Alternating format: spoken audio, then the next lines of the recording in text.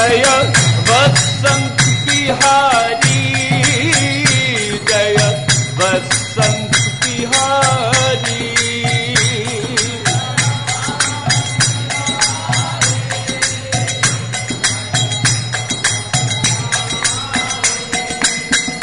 Hare Krishna Hare Krishna, Krishna Krishna Hare Hare, Hare Ram Ram Ram Hare Hare.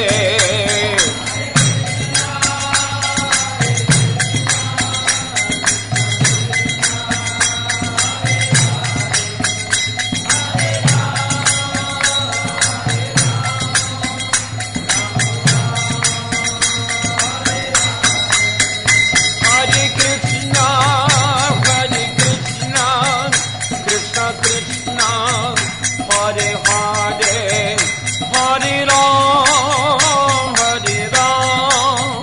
Ram Ram, Hare Hare।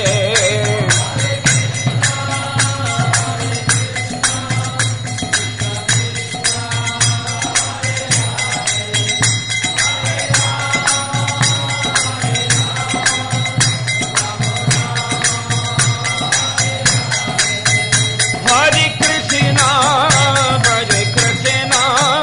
Krishna Krishna, Hare Hare, Hare Ram, Ram Ram, Hare Hare।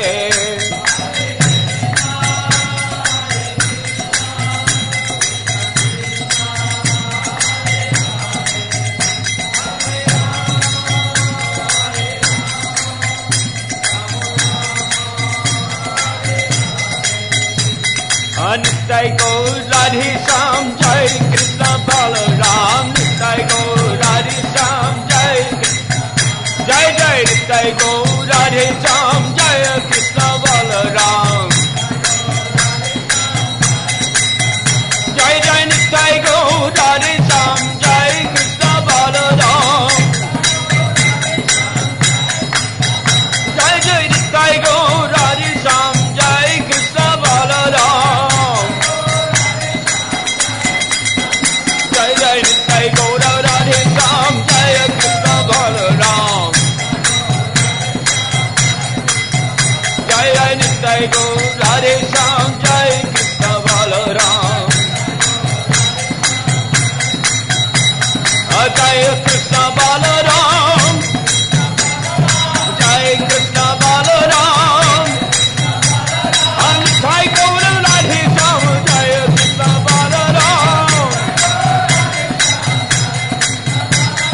Nitai Gaur Radhe Shyam, Jai Krishna Balaram,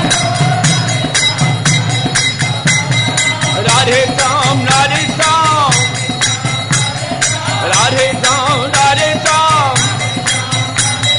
Nitai Gaur Balaram, Jai Krishna Balaram, Nitai Gaur Radhe Shyam, Jai Krishna Balaram,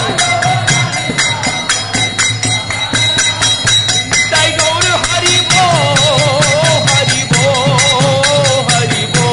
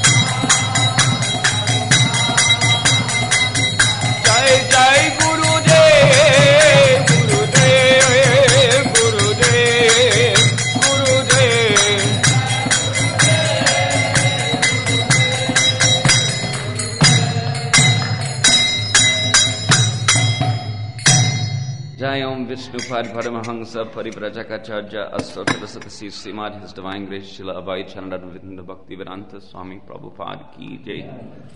Ananta Koti Vaishnava Vrindi ki jai. Namacharya Śrīla Haridas Thakur ki jai. Prem se kaho Shri Krishna Chaitanya Prabhu Nityananda Shri Advaita Gadadhar Shivasari Gaur Bhakta Vrindi ki jai. Shri Shri Radha Krishna Gopa Govinath Sham Kunda Radha Kunda Giri Govardhan ki jai. Shri Vrindavan Dham ki jai. Navadip Mayapur Dham ki jai. Ganga Mai ki jai. Jamuna Mai ki jai. Tulsi Maharani ki jai. Bhakti Devi ki jai. Srimati Radha Rani ki jai. Shri Shri Radha Shyam Sundar ki jai. Shri Shri Krishna Balaram ki jai. Shri Shri Nitai Gaur Sundar ki jai. Yuga Dharma Harinam Samkirtan ki jai. Grantaraj Srimad Bhagavatam ki jai. Shamaveta Bhakta Vrinda ki jai. All glories to the simple devotees, all glories to the simple devotees, all glories to the simple devotees, all glories to Sri Sri Guru Garanga, Nitai Gaur Premanandi Hari Hari Bo.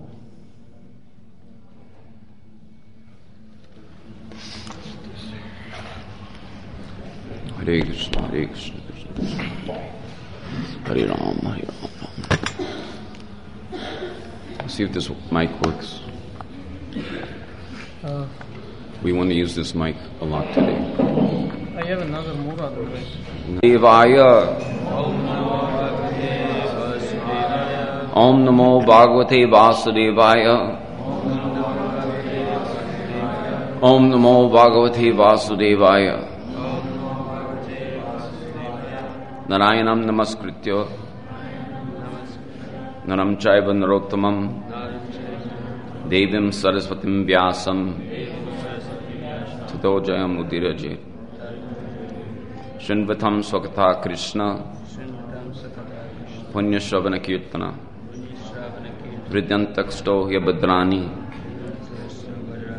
Vidanoti Suritsatam Nasta Prayesha Badreshu Nityam Bhagavata Sevaya Bhagavati Uttama Shloke Bhaktir Bhavati Naishtaki.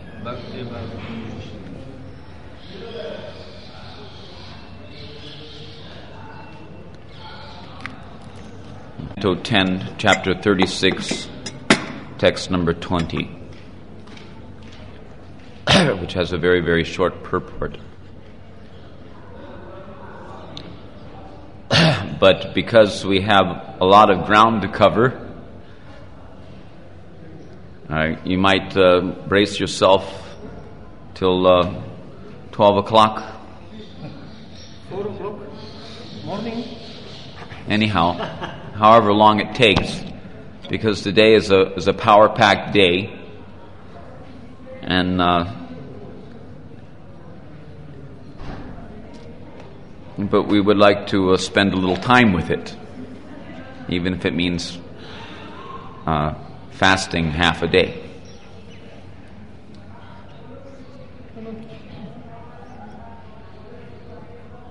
Okay, go ahead. Hare Krishna, Srimad Bhagavatam, Canto 10, Chapter 36, verse 20. Pratiyate tu Devarsho Kamsa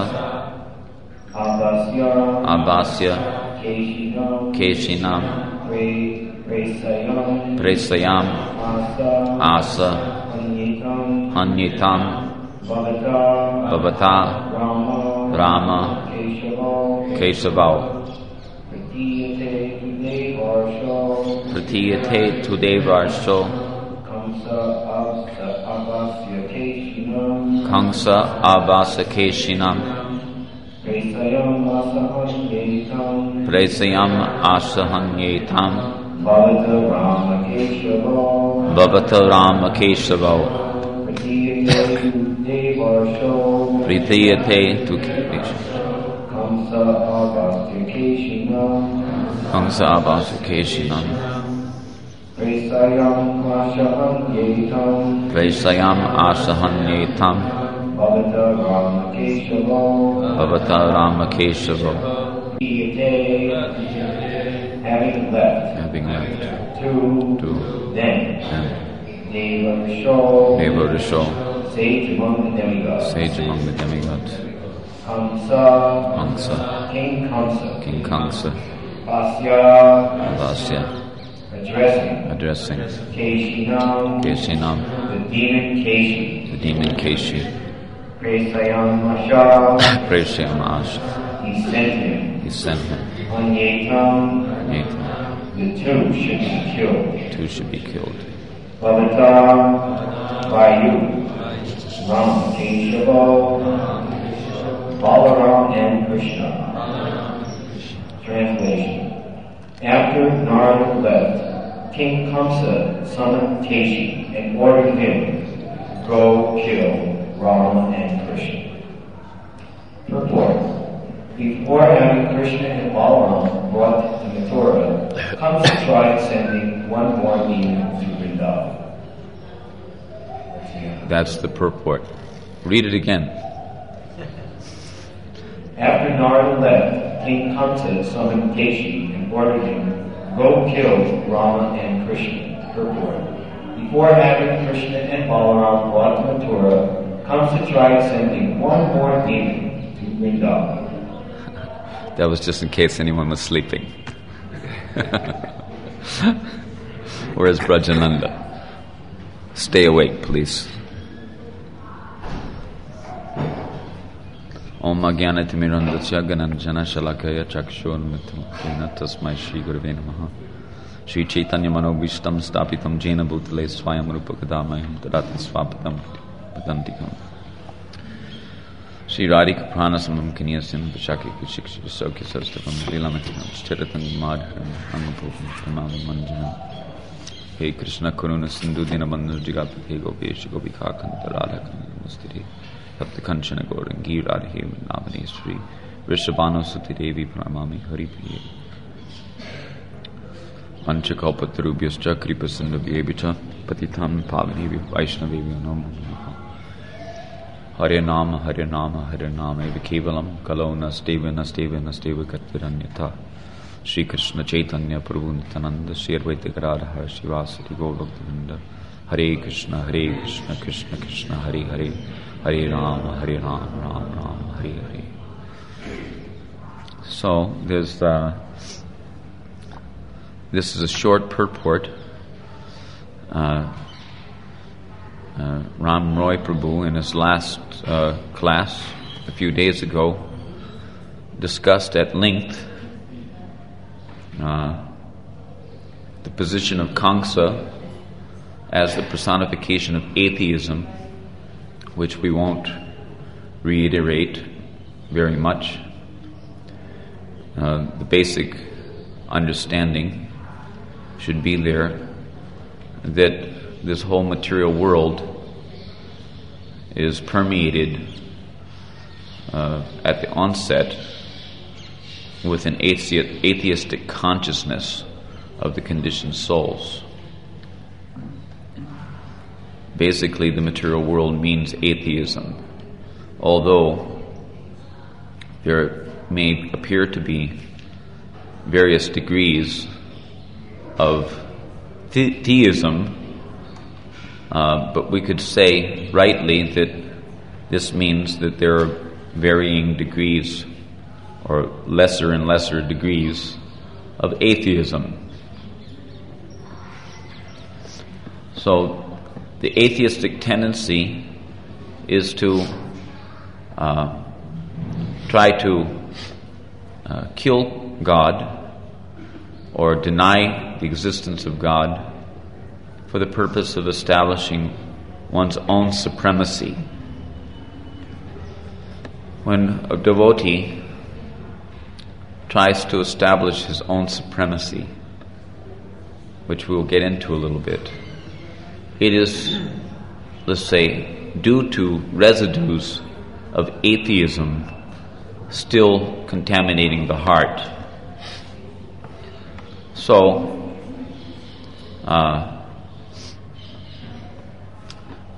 in the Acharya's commentary, there's a very short commentary in that the BBT has given us. I'll try to remember it. He mentions, Vishwanath Chakravarti Thakur mentions that this word prayasam asa hanyetam is translated here as he sent him. Prayasam asa, he sent him, means Keshi. Hanyetam, the two should be killed.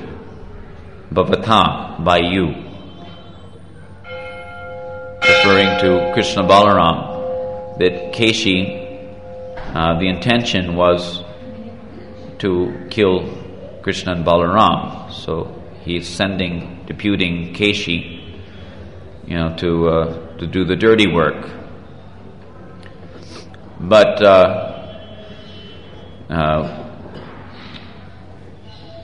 Vishwanath says that the alternative meaning, the hidden meaning of these words, prayasam asa hanyetam bhavata, means that you should go and see them.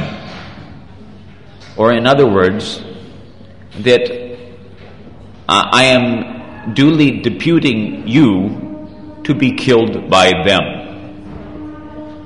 So there's some Hare Krishna. Jai ho, Shri Shri Nitai Gaur Radhe Shyam, Shri Shri Krishna Balaram ki jai.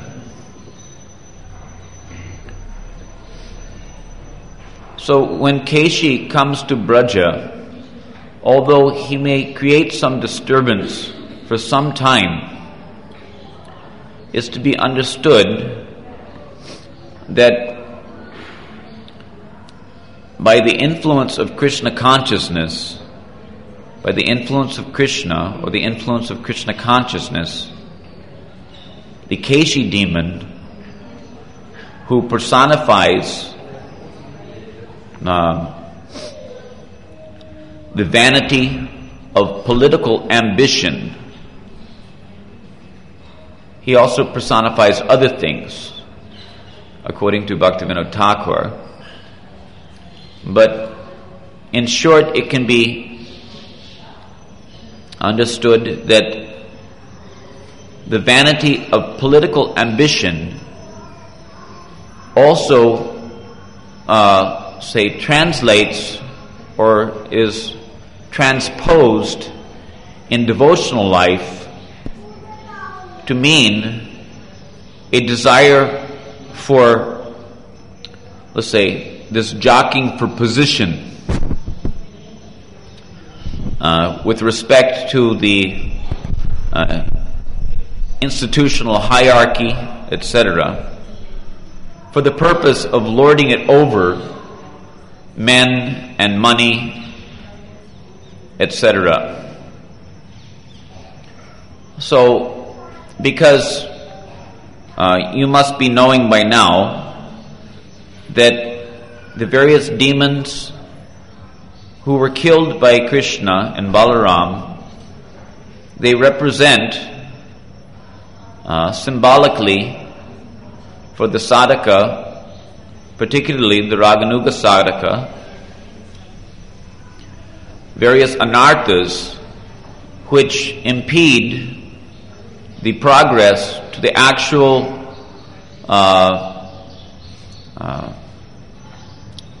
assimilation of the principles of Braja Bhakti. Because ultimately, the devotees are meant to recognize and come to the platform of appreciating the need to cultivate Braja Bhakti. The cultivation of Braja Bhakti means the cultivation of Rag Bhakti. Rag Bhakti means, Rag means attachment. So, the cultivation of Rag Bhakti means to develop by some system an attachment for the realm of Braja, an attachment for the Lord and Lady of Braja, and attachment for the devotees of Braja, who were all, regardless of their particular predilection of rasa, in any of the 5 rasas, the devotees of Braja serve in various ways to augment the Madhurya Leelas of Sri Sri Radha and Krishna. So in the cultivation of such bhakti, what to speak of the cultivation which ensues before one has the eligibility, before the greed for the attainment of the perfection of Radha and Krishna's seva has awakened in the heart, before the Lobhamoy Shraddha has appeared in the heart, which is the basis of that Raganuga bhajan, the Vaidhi Shraddha and ensuing Vaidhi Bhakti also may certainly be filled with these various, and must be, practically speaking, at least in the stages as a novice, bhakta.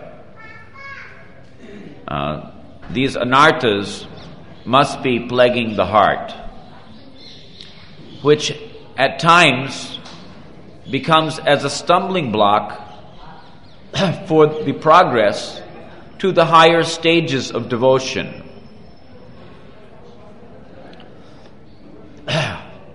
Keshi represents the illusion of being a great devotee or acharya. The illusion of being a great devotee or the illusion of being an acharya. This lording it over and material pride must be given up in order to progress in spiritual life, because our goal is prema and not maryada prema, which means reverential prema of Vaikuntha as the result of Vaidhi Bhakti. Our goal is Braja prema, based on Raganuga Bhav. That is our goal. So, this prema, the ornament of such prema, is humility. Without humility as the seedbed for bhakti, then we can hardly expect that the creeper of bhakti will grow in such a way as to produce the fruit. Just like if the creeper is choked by weeds, or the weeds are taking the nourishment which is actually meant for the creeper, then that creeper may grow weak. And the fruits, if any at all, may be, let's say, stunted or retarded or tasteless, relatively tasteless. So, as the realm of Braja is the realm of the highest rasa, or the highest taste, it is to be expected that our cultivation of bhakti must come to that position by the mercy of Śrīla Prabhupāda and our predecessor acharyas. It must come to that position of producing the sweetest taste, the sweetest fruit, the most luscious fruit, But if the anarthas are choking the creeper, and particularly this anartha, personified by Keshi demon, you may be knowing that Kamsa has sent so many other demons before with the attempt to kill Krishna. But this Keshi demon, he is basically the last demon on the list. Vyomasura is also there. But Keshi demon particularly, because it's just like a devotee may overcome many of the anarthas, but then after overcoming many of the anarthas, he may come to think that, oh, I've done such a great job. My sadhana, by the strength of my determination, by the strength of my sadhana, I've overcome these anarthas by my determination to take shelter of Krishna. So on account of my sadhana, I've come to such an elevated position. So this is another type of ahankara. This is another type of ass-like mentality.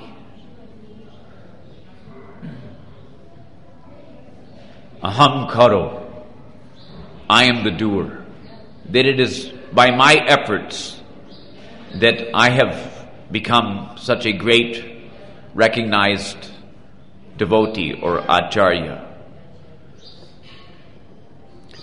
In short, at least in our ISKCON movement, this syndrome has been aptly labeled as DADS, D-A-D-S, the dreaded Acharya disease syndrome.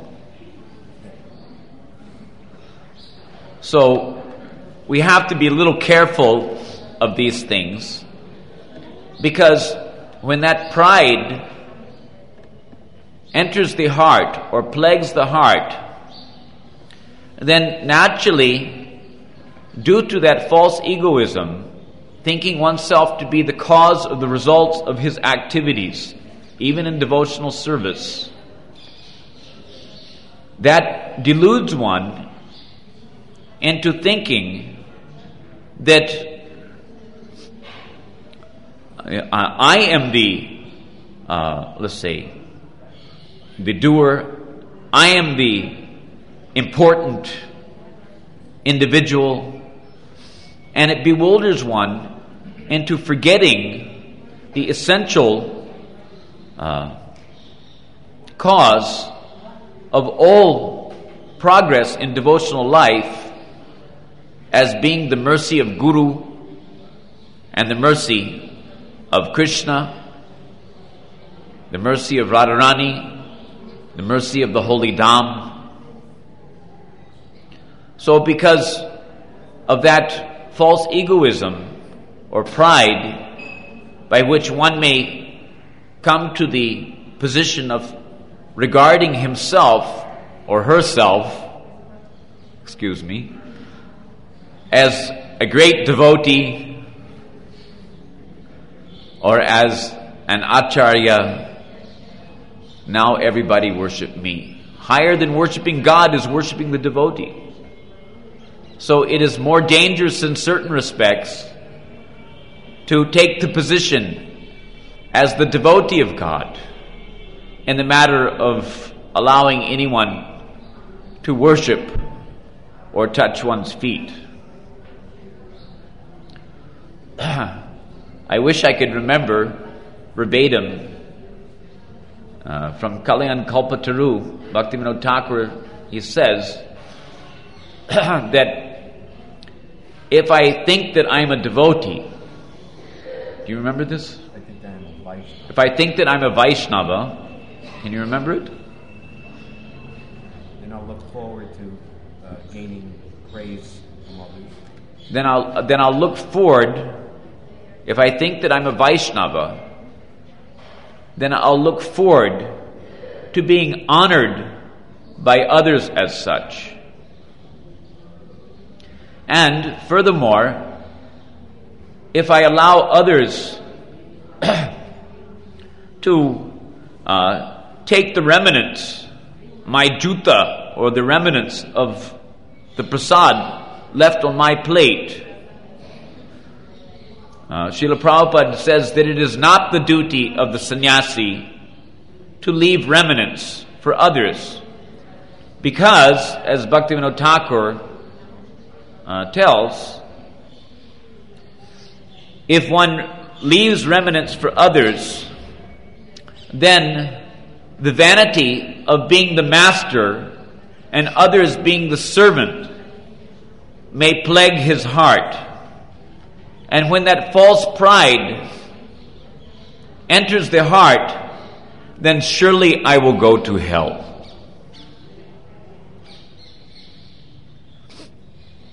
So we have to be very careful regarding these things in the matter of the cultivation of pure devotional bhajan. Furthermore, Bhaktivinoda Thakur, he says here, I'll just read this little short paragraph. Keshi demon, a demon in the form of a horse, personifies the practitioner's conception of being more expert than others in devotional service. Sometimes we see, sometimes if a devotee performs severe austerities, or if a devotee is, let's say, like a computer brain and has the ability to regurgitate information in such a way as to pose as being very knowledgeable, or if a devotee, let's say, manifest a religious fervor which appears to be more so than others, then very often that devotee, rather than becoming humble, he becomes proud of his or her achievements. So, actually, the fruit of bhakti, the fruit of knowledge, the fruit of renunciation is humility. So, what an absurdity when by bhakti we become puffed up with a sense of achievement, or by acquisition of knowledge we become puffed up thinking that we are more knowledgeable than others, we're more devoted than others, we're more knowledgeable than others. Sometimes we see this, isn't it? That vanity, the face is the index of the mind. Or we could say, there are various other expressions which may manifest in the devotional community, which give reason to believe that such may be the case in the heart of the, let's say, enthusiastic bhakta, or even the enthusiastic or the knowledgeable devotee. He becomes proud of his devotion, that we're the real devotees. Or he becomes proud of his knowledge, that I know more than you. I know more than you don't know. This type of thing. Or he becomes proud of his tapasya. This happens very often in the matter of tapasya. Someone performs tapasya even in devotional service by fasting, strictly observing chaturmasya, or strictly observing, let's say, Nirjala Ekadasi, for example. So all the other devotees are running to the prasadam room, 3 times a day. But here I am, I'm fasting. Nirjal. Just see, Don't you know? You mean I didn't tell anybody? Oh, I was supposed to keep it secret. So that, nobody knows about my tapasya. Tapasya should be done alone. Not that we advertise ourselves that I'm such a great tapasvi. Just see, you guys looking down at my nose, going to prasadam 3 times a day. But the truth is that maybe they don't have to perform such severe tapasyas. Maybe they perform severe tapasyas for many lifetimes, and now they get to enjoy the mercy of Krishna in the form of 3 times up to the neck Mahaprasad.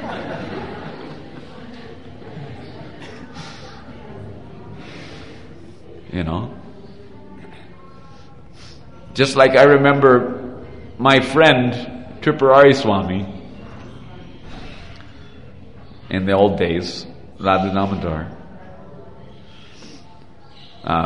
One time the Gaur Purnima festival was going on, and he left Gaur Purnima festival and to come back to distribute books. In other words, he didn't stay for the festival, he went back to distribute books.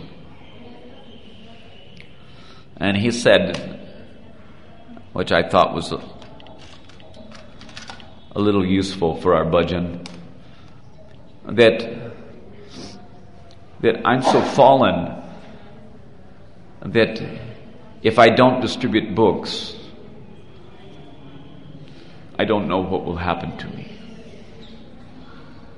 I need to be out here distributing books because I'm too fallen. I remember he said like that, something like that. So anyway, I wish he was still out there distributing books. But anyhow. Yeah, Keshi Demon. When he comes to Braja, he creates a great disturbance. As a Vaishnava gradually begins proclaiming his own superiority, a mentality of disrespect for the Lord arises. And we should also, I'll add here, even though probably I shouldn't. Oh, I was just informed that Tripurari Maharaj just recently distributed 5,000 Gitas, so very good. Hari Bol. I don't know whether they were Prabhupada's Gitas, though. So, I don't know whether that matters or not anymore for some people. Anyhow, I'm going to interject if Bhaktivinoda Thakur doesn't mind. He says that as a Vaishnava gradually begins to proclaim his own superiority, a mentality of disrespect for the Lord arises, and I should add, if you don't mind, a mentality of disrespect for the Lord's devotees also arises. And the devotee falls from his position. So we've seen this, haven't we, sometimes? Unfortunately, we don't like to open the can of worms, and we won't. At least not, we won't let too many worms out. Therefore, it is most important to prevent this evil mentality from entering the heart. Even if one is expert in devotional service. A Vaishnava will never give up the quality of humility. If one does so, then there is a need for killing Keshi. This is the 18th obstacle in the matter of cultivating Braja Bhakti. So, anyhow, we were in Mathura with Kamsa, and he will now call for his wrestlers, his ministers, etc., and then he will call for Akrura and request Akrura to bring Krishna and Balaram. Akrura means not cruel, but ironically, Akrura is seen, at least by the Brajbasis, as being most cruel. So, Akrura, very soon, there's only 1 or 2 more chapters before Akrura takes our Krishna away from us. So anyway, before that happens, there's some nice Braja Leela Katha, which we should discuss today in the matter of this Vasantapancami, because Vasant, as you know, is a very romantic time of the year. Of course, we should not try to exploit the Vasant season, especially in Vrindavan. Please, don't mind me pressing this point a little bit.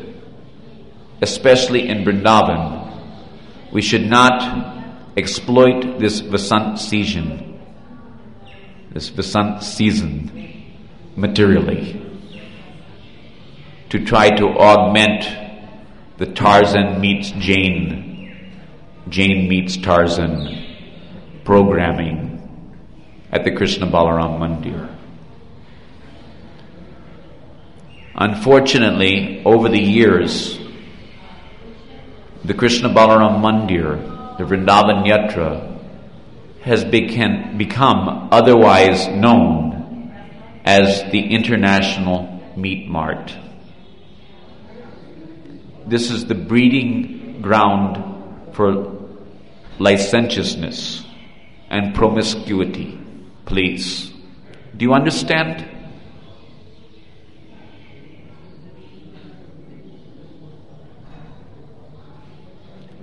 So this is not the place for that.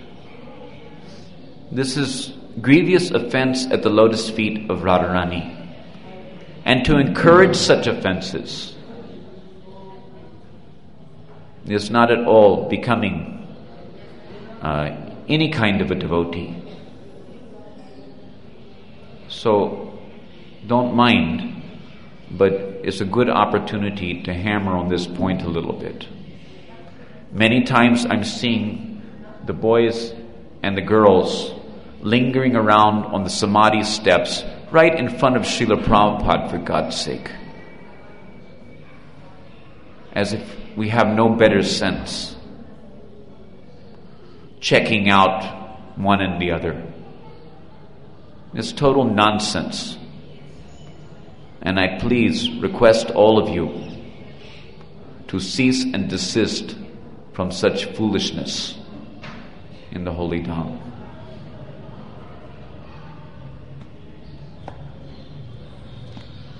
Better to take shelter of the Adiras, the original prototype of this perverted reflection found in the material world, and experience something sublime, something sweet, something actually tasteful, something which is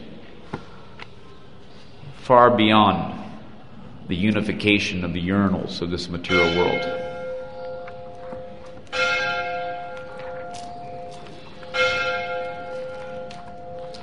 So I'm going to read a little something. Now it's 9 o'clock. Anyone who is anxious to go for prasad, I have no objection if you like to go for prasad.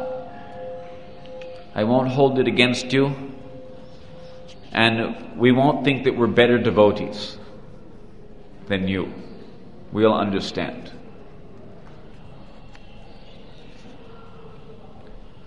So I'm going to read some things, and if you want to hear something really good, then stick around. It's going to be considerable reading. We have a few things to cover. Because it's the Vasant season, I would like to, let's say, help the devotees to enter into the spirit of what the Vasant season is in Vrindavan for the pleasure of Radha and Krishna, who are the king and queen of Vrindavan.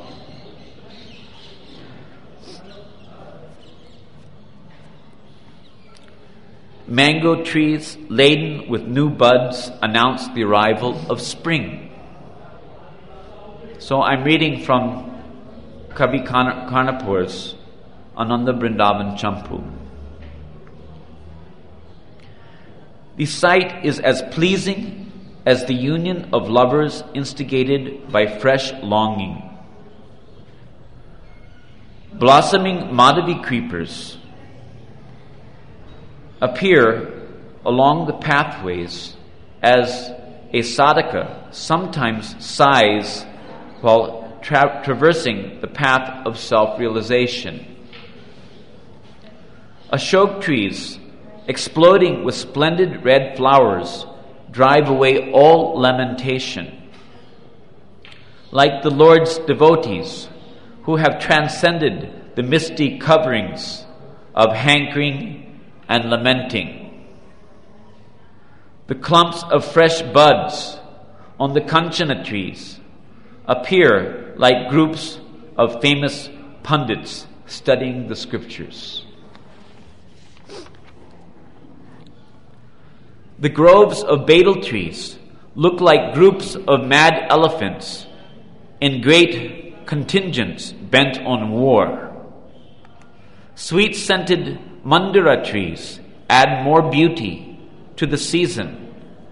These trees appear like intoxicated men sauntering about after drinking liquor. Cuckoos play about the trees like the restless monkeys in Ramachandra's phalanx. Lingering in the air is the fine scent of clove trees, fleeting like the happiness derived from material pleasures. The large numbers of bakul trees appear like the strong men serving in the dynasty of Ishvaku. Creepers of blooming malika flowers beautify the landscape, just as the 7 notes embellish the musical scale. Flowering karira trees fill the air with an intoxicating aroma, like the liquid flowing from the head of love-crazed elephants. Flower-scented breezes accent the spring season, just as lust agitates a materially attached man. Moon rays increase their brilliance with the departure of the cold and embrace the spring nights like a person delivered from death. While the springtime moon glistens sweetly in the clear skies above, the young gopis enjoy sweet pastimes in the groves below. When the soft breezes caress the sweet fragrances within the groves, the gopis come to gather flowers. Attracted by the beauty of the unlimited flowers on the trees, playful Krishna, wearing a golden necklace, attains the height of bliss from seeing the gopis in the prime of their youth. Dense swarms of humming bees, eager to taste the pollen of lotuses, darken the sky as they speed toward the flowers. But seeing the bees bypass them, the lotus flowers argue amongst themselves. Why not drink from me first? Have I committed any offense to you? Though the flowers offer their pollen to the bees do not accept. Instead, they become intoxicated by smelling the fragrance from the lotus mouths of the Braja Gopis, whose hearts overflow with intense feelings of love for Krishna. Seeing the palasa trees devoid of leaves, the bees conjecture, what happened to the palasa groves? They are as dry as a parrot's beak. What else can be said? In this season, the cuckoos, truly the embodiments of primordial sound, open their beaks to taste the mango and then begin to coo.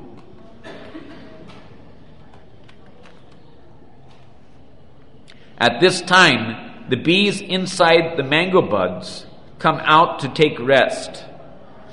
The best of the maddened elephants roams about with the intoxicated gopis of Braja. Who's the best of the maddened elephants, please? Shyamsundar Krishna, our Shyamsundar.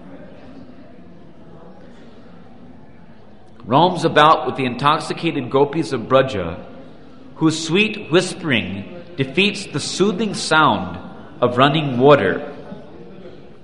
The cuckoos resound like a bell to announce their arrival.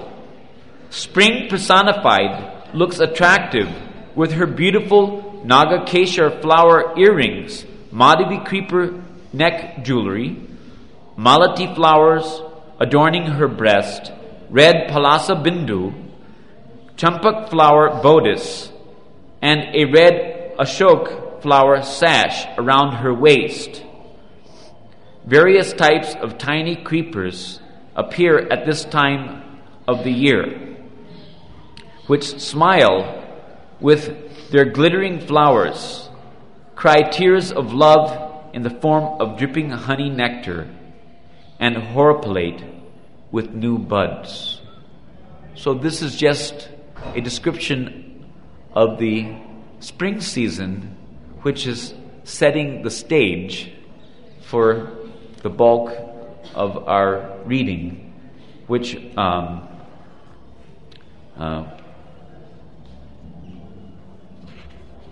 will be a description of the spring festival of Holi, because this SB10.36.20VasantaPancami marks the beginning of the very famous Holi season in Braja. Krishna is given leave from his duties of herding the cows by Nanda Maharaj for about 2 weeks or so, it is mentioned.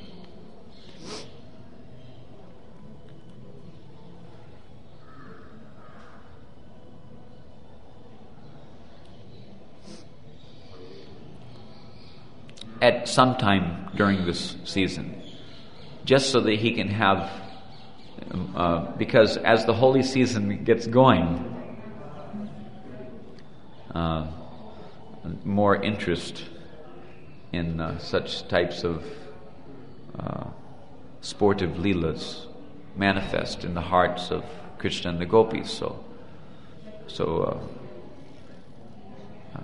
to facilitate his play, Nanda Maharaj sometimes gives him leave from his cowherding duties, like a vacation. As the rising sun beautified the blue sky with a brilliant light, Krishna got up and dressed gorgeously like a dramatic actor. Taking his cows and friends, it appears here that he has not yet been given leave of his cowherd duties. Taking his cows and friends, he entered the forest of Vrindavan. Every day, Nandanandan, who satisfies the desires of all surrendered souls, roamed and played in the forest in order to remove the distress of separation felt by the forest deer, birds, and creepers. When Krishna went to the forest, Batu, who is another name, Batu is a nickname for Madhumangal, Krishna's funny Brahmin friend, Vidusaka. Batu, when Krishna went to the forest, Batu decided to wander alone in the village of Gokul. He had a plan to open a treasure box of good fortune for the residents of Vrindavan. Batu looked somewhat funny with his thick neck and slightly bent over body as he sauntered down the road. Upon seeing Batu, the aristocratic mothers-in-law of the gopis suddenly approached him and welcomed him with great affection. In a submissive tone, they said, "O wise one of keen intelligence, have you studied the Vedas that ornament every man of knowledge?" Oh, that ornament. Every man of knowledge. Smiling slightly, Batu replied, "Oho, I am a powerful astrologer, fully versed in the agamas. What is the use of studying other scriptures which are not very palatable to the intelligence?" The elderly gopis said, "O best person in the world, please tell us what profound truth you have discovered in all your studies." Batu jokingly replied, "Ang ho, O best ladies of Vrindavan, the Jyoti Shastra, astrology, shines with great power and influence. By studying astrology, one can know the good and bad events of the past and also predict the auspicious and inauspicious things that will happen now and in the future. By worshipping the demigods described in the Agama Shastras, one obtains the power to cause or prevent things from happening. Such astrologers can make the impossible become possible and turn the possible into the impossible." The gopis replied, "Bravo, well done, all glories to you. This time is just suitable to ask you a few questions. The dakshin for your service, as dakshin for your service, we will offer you many rich, tasty laddus. We have a very confidential question that we cannot ask inside our houses. Please dispel our doubt. Is there any person on earth or in heaven who will not use his knowledge to benefit others?"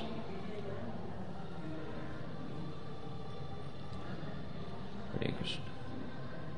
Smiling, Batu said, "If you give me many cows with full milk bags, I will bestow my mercy upon you.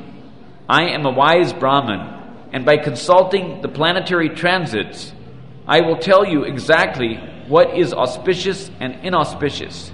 Hidden within me is the power of omniscience." Remember, these are the elderly gopis. In a jubilant mood, the gopis said, "The wealth of cows is like dust particles for us. If you answer our question, we can give you whatever you want from this world." Bhattu said, "Wealth does not interest me, but in order to spread my fame, I am requesting this. So now you may ask your question." The elderly gopis said, "We are chaste housewives of Vrindavan and are not feeling the slightest misery. But we have one unsolvable problem. Although our daughters-in-law are as beautiful as lotus flowers, they are not the least bit happy. From the day of their marriages, they have been deaf to the names of their husbands. What to speak of looking at them? Deaf to the names of their husbands. What to speak of looking at them?" Of course, we understand they're referring indirectly to the gopis' parakya bhav, their parakya mood. Hare Krishna. Hare Krishna.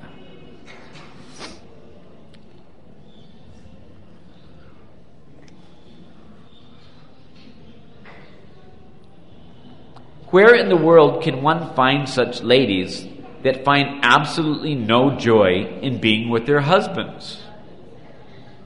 Even to this day, they are proud and show aversion to towards their husbands.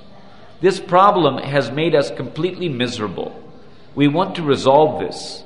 If you can solve the problem, your fame will spread all over the world. Understanding the minds of the elderly gopis, Kusamasava,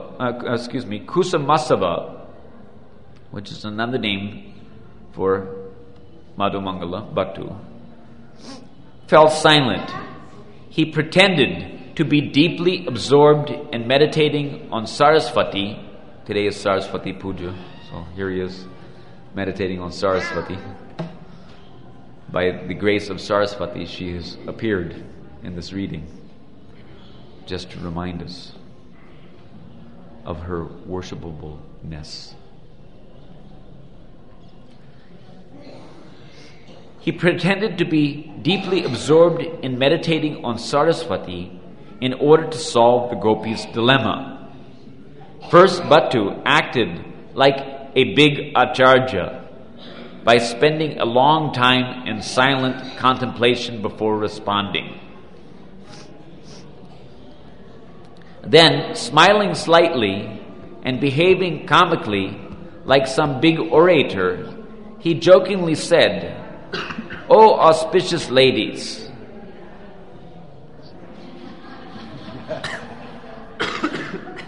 do you understand? Do you understand?" Yes. Radhe Chan.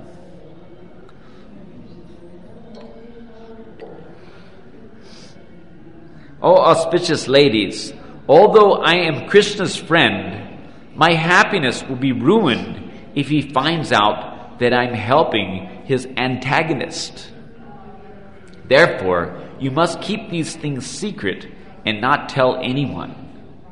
Please bring some fruit, and I will explain why your daughters-in-law are adverse to their husbands." When Bhattu, whose inexhaustible grace and beauty are rarely seen, received the fruit, he thought deeply for a moment and spoke, "O cultured ladies, there are two kinds of defects seen here. One, material, and the other, spiritual. Your daughters are adverse because their husbands are full of material defects such as bad behavior and ugliness. Everyone knows about this. So what is the use of applying the wisdom of astrology to solve this problem?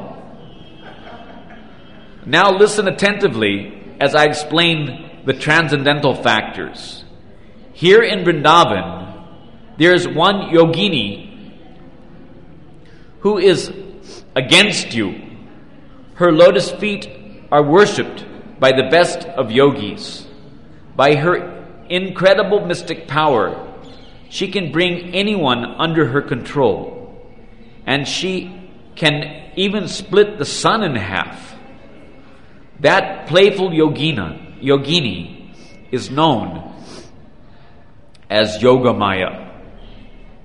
By her illusory potency, she made it look like your sons are married to particular gopis. Yogamaya then propagated the fact among the ignorant, like you, should be in parentheses, to make them think it was a real marriage. She also created the bad qualities in your sons and the antagonistic mood found in your daughters-in-law. Your daughters and their husbands are not fit to live together. Therefore, Yogamaya has personally prohibited your sons from even touching their wives. Using her tremendous power, Yogamaya will soon make your daughters-in-law give up any sense of being married to your sons. But if you are very affectionate toward your daughters-in-law, then that yogini will become favorable and help you. So this is the way that Bhattu is going to be getting the daughters-in-law out of the house, so they have an opportunity to meet with Krishna. Moreover, if you want your sons to become fortunate, then you should make sure they do not even touch their wives. Your sons are very unhappy when they hear that Krishna attracts their wives and forcibly embraces them with his long serpentine arms. But soon your sons will become very happy and prosperous when their wives glance favorably upon them like the goddess of fortune.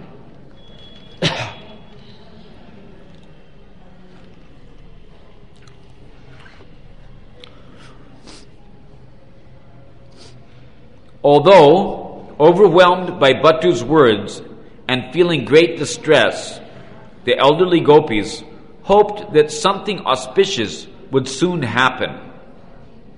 In that mood, the gopis said, "O Bhattu, you are the embodiment of truth. Surely your words are not the statements of a mere child, but rather the wisdom of an omniscient Brahman. Indeed, you are a competent astrologer. Now please show us the power you have obtained by mastering the agamas. Please teach us how to carefully worship the appropriate demigods so that we can prevent that yogini from harassing our sons."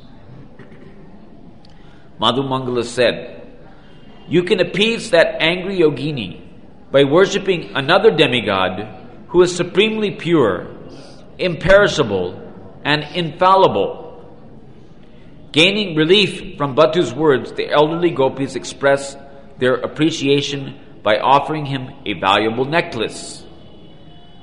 Then the gopis said gleefully, "O Bhattu, you are a mine of the best jewel-like qualities. Please tell us who is that demigod and what his nickname is. Tell us all the details about worshipping him." Bhattu replied, "O fortunate ones, you are very effulgent and your speech sounds like lovely singing. There is a demigod named Kandarpa, Kandarpa means Cupid,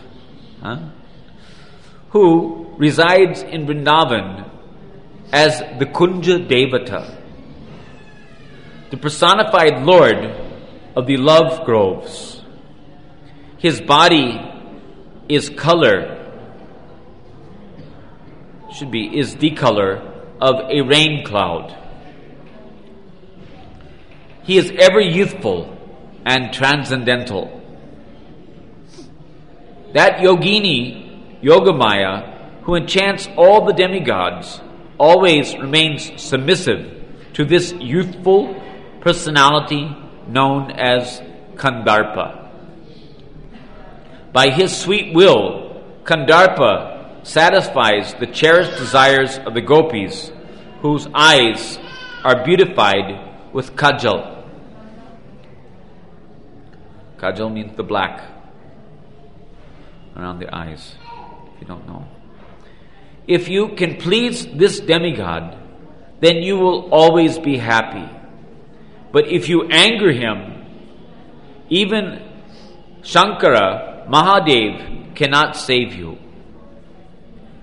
That demigod delights in sporting from one forest grove to another, although no one can see him. Those who worship him with unalloyed devotion can see him in meditation.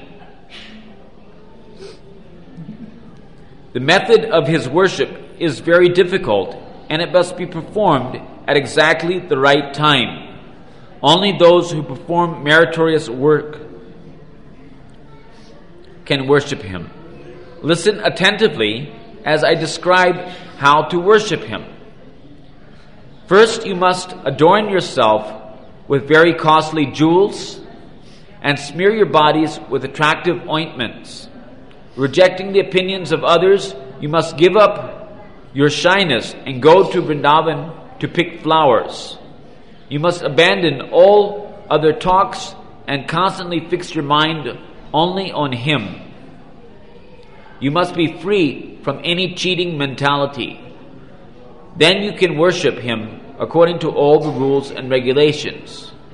You should go to one grove after another and worship that youthful Kandarpa 3 times a day with incense, lamps, flowers, and fragrant substances.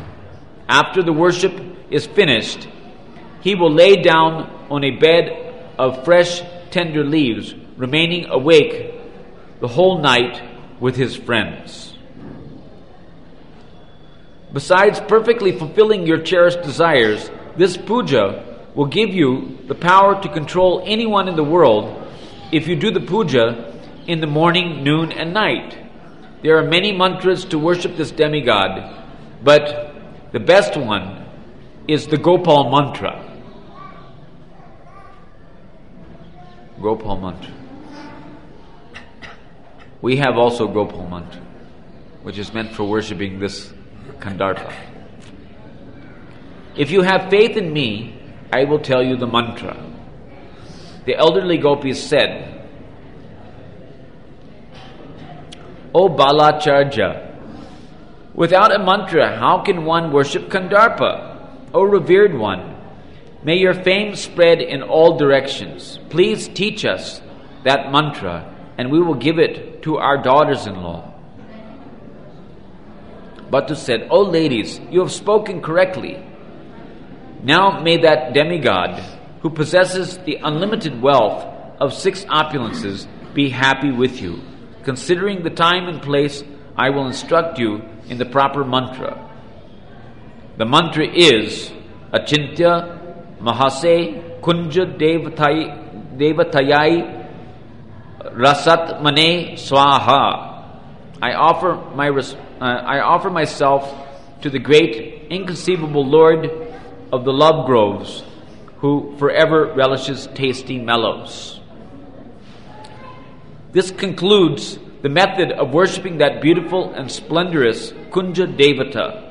Now go to a lonely place and nicely worship the Kunja Devata. Just as a raging river spills over its banks, similarly, by the flood of his mercy, you will overcome all unfavorable situations. And that way, Yogamaya will become powerless before you. Everything I told you is in the Agamas and Jyoti Shastra. By doing this, you will also receive my favor. After successfully deceiving the old ladies with these secret teachings, which were laced with many funny hidden meanings, that brahmachari quickly left them.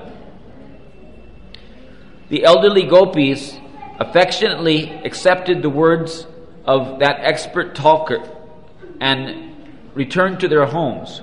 Without envy, they instructed their daughters-in-law, who beamed like the attractive flames of ghee lamps, in the worship of the Kunja Devata. The elderly gopis said, "O Boma," an affectionate term for the wife of one's son,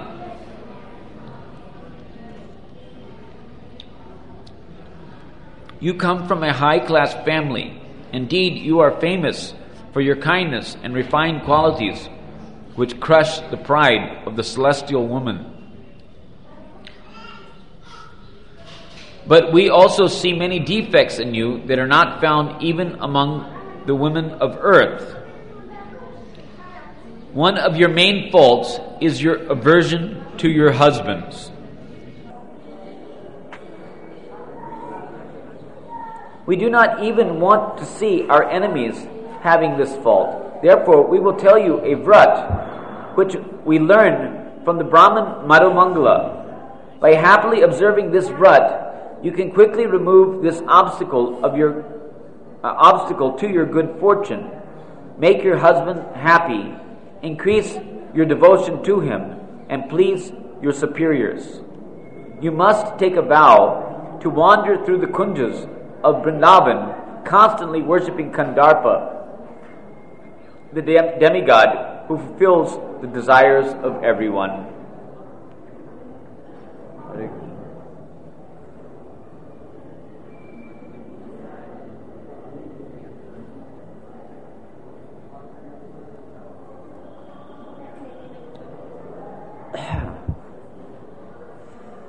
So the gopis, not believing their ears, because it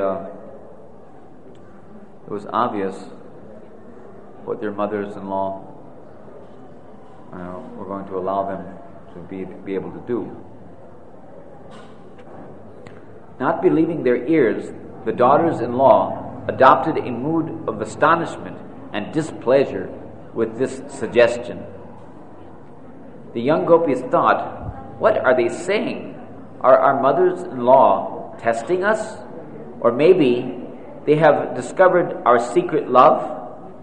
Their minds vacillating in confusion, they sat down silently.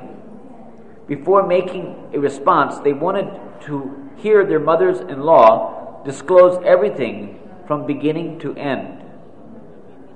When the daughters-in-law sat silently, the elderly gopis, in order to hide their defects from the people in general, privately instructed them in the vows and methods for worshipping the Devata known as Kandarpa. The younger gopis thought, "Our mothers-in-law are giving us joy and satisfaction by pouring this rasayan into our ears. Kusumasava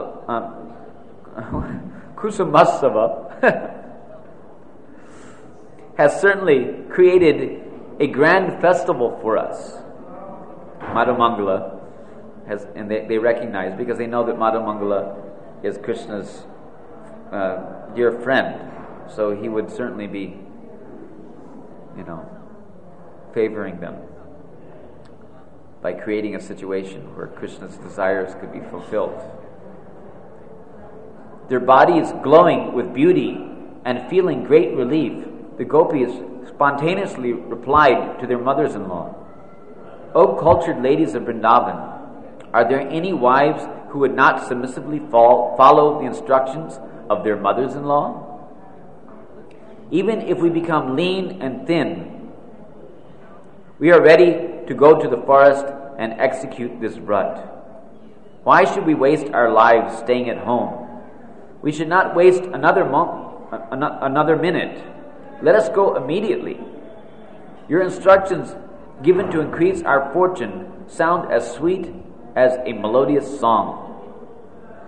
The daughters promised to follow the orders of their mothers-in-law, who no longer prevented them from going to Vrindavan to pick flowers.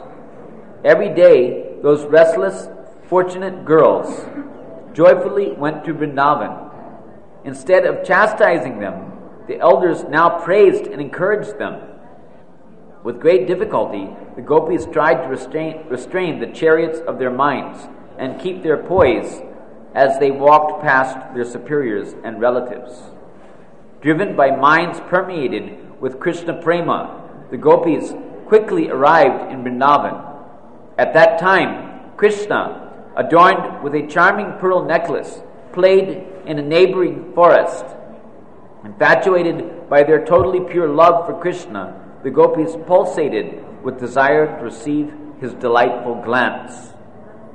Meanwhile, back in the village, the Braja Kumaris, unmarried gopis, intensely hankered to please Krishna with their conjugal love, but they were neither old enough nor allowed to go out to worship Kandarpa. The faces of these restless young gopis radiated a pale pink glow due to their bhav. Having recently completed their Katyayani Vrat and receiving Krishna's promise to keep them, these young gopis could no longer keep their patience. Danya Sakhi and the other Brajakumaris were full of anxiety. Their throats choked up and their gorgeous golden faces turned pale due to frustration. Seeing the distressed condition of their daughters, their aristocratic mothers also felt depressed.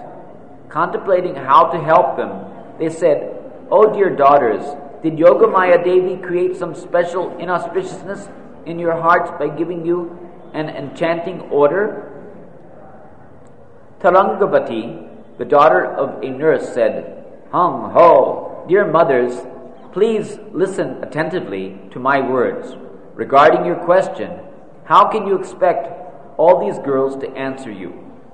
If you want to know what is wrong, then listen, I will tell you.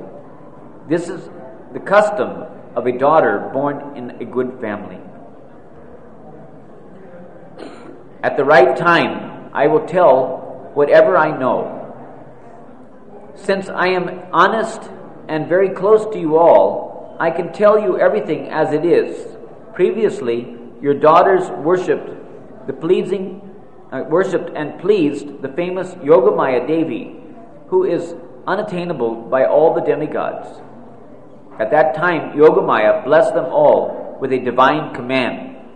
Yogamaya said, "Within a short time, all of you will see a very exalted and majestic personality who by the rays of his effulgence derides all other powers. I have never seen such an influential personality. He is like the sun, the lord of the lotuses, and his body is deep blue in color like a royal bumblebee. He will be your husband, and your power and prestige will exceed the goddess of fortune. Besides following the vow to get a husband, there is something else you should do to achieve success in your endeavor." Yogamaya continued, "Because you have faith in me, I am affectionately telling this to you. Please be patient and listen as I explain more. When your attachment to other things ceases, then try to follow my instructions. O girls, possessing matchless qualities, in the forest of Vrindavan, there is a goddess named Brinda, who is very compassionate by nature. Since she has the power of fulfillment, she is always thinking how to satisfy the cherished desires of the devotees." Hare Krishna. Tarangavati Sakhi continued, "Therefore, dear ladies, it is not a good idea to prevent your daughters from going to Vrindavan. This forest is completely spiritual. By living there, many devotees have achieved the fruits of their austerities. One who serves this forest can immediately attain his desired goal. Please give them permission to go so that they can complete the work directed by Yogamaya Devi." After hearing these words, with great delight, the mothers consented by slightly smiling at their anxious daughters. Obtaining sanction from their mothers, all the young unmarried gopis, like Danya Sakhi, wandered in the various groves of Vrindavan. with the arrival of spring, the different types of Braja Gopis enjoyed many hilarious pastimes. The married Gopis started the fun by sneaking off to the forest to pick flowers. Then the unmarried Gopis, who had previously worshipped Katyayani, took permission from their mothers-in-law to worship Kandarpa. Without anyone's knowledge, they also worshipped Vrindadevi.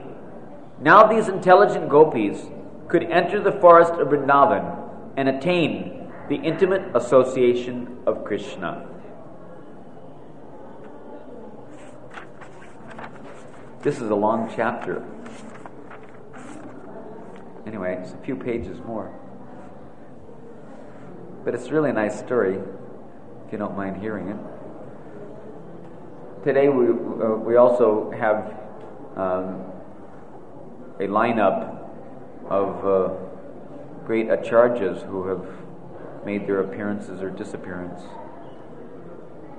Vishwanath's disappearances today. Vishwanath Chakravarti Thakur, his disappearances today. Raghunath Das Goswami's appearance, and Raghunandan Thakur, his appearance. Raghunandan was the son of Mukunda Das, who Mukunda Das is the incarnation of Vrindadevi. So we're talking about Vrindadevi here. The gopis were worshipping Vrindadevi. So this Mukunda Das was the incarnation of Vrindadevi, and his son Raghunandan Thakur, in her previous lila was Kandarpa Manjari. So in the Gaur lila, Raghunandan Thakur, he was renowned on account of his offering the bhog to the deity in the house of Mukunda Das, and the deity actually came down and ate all the prasad. So when Mukunda Das came back, because he had instructed his son to how to offer the bhog, and he had to go out for something. So it was the first time that his son had to do that. So when his son offered, Krishna actually came down, because Raghunandan was not seeing, that he was eating, and he started crying and vowed that he wouldn't eat unless the deity would eat. So then the deity, having compassion upon Raghunandan, who was just a boy, he came down off the altar and ate the whole offering. So when Mukunda Das came back and he asked for the prasad, it was like, prasad? What's that? There's no prasad. He ate everything. What do you mean prasad? Then Mukunda Das was thinking that Raghunandan must have, absconded with the prasad or something and was making up stories. So then he asked Raghunandan to again make the offering. And meanwhile he was hiding and watching the thing. And so then when the deity came down off the altar and started eating, he offered a laddu, and he started eating, and he ate half the laddu. And then Krishna noticed that Mukunda Das was there, so he went up, and froze, or jumped back on the altar or something. I don't know what he did, but he only ate half the laddu. So anyway, that half a laddu is still existing, I think. It's kept very nicely. In which town is that? I forget. You know the town? Where? Shrikanda. Yeah. Anyhow, that was Raghunandan. He was it's amazing. And then later, Lord Chaitanya We'll get back to our story in a second. Lord Chaitanya asked to Mukunda Das. It's recorded in, I think it's in Chaitanya Bhagavat. Actually, it's in Chaitanya Bhagavat. It's just a reference of Chaitanya Bhagavat, I think, is mentioned in CC. But he asked to Mukunda Das that who is the father, you or Raghunandan? So then Mukunda Das answered that actually Raghunandan is my father, because he's the one who has let's say, initiated me in the truths of pure devotion, like that. So who initiates in the truths of pure devotion? Sometimes we see even in our movement, the son will come first, and then somehow or other he'll convince the father or the family to follow. So he becomes the father of the father, or the guru of the father, even in certain respects. Pundarik Vidyanidhi is also his appearance day. And Pundarik Vidyanidhi, you may be knowing, is the reincarnation, the Gaur avatar of Gaur Leela avatar of Rishabhanu Maharaj. And that is Radharani's father. So there's an incident which we won't read. I'll just try to briefly mention it. I may leave out some details, so if you remember something that I'm not telling, then either you can add it or you can forgive me as you like, because I would like to get back to our nice story about the Basant Botsava.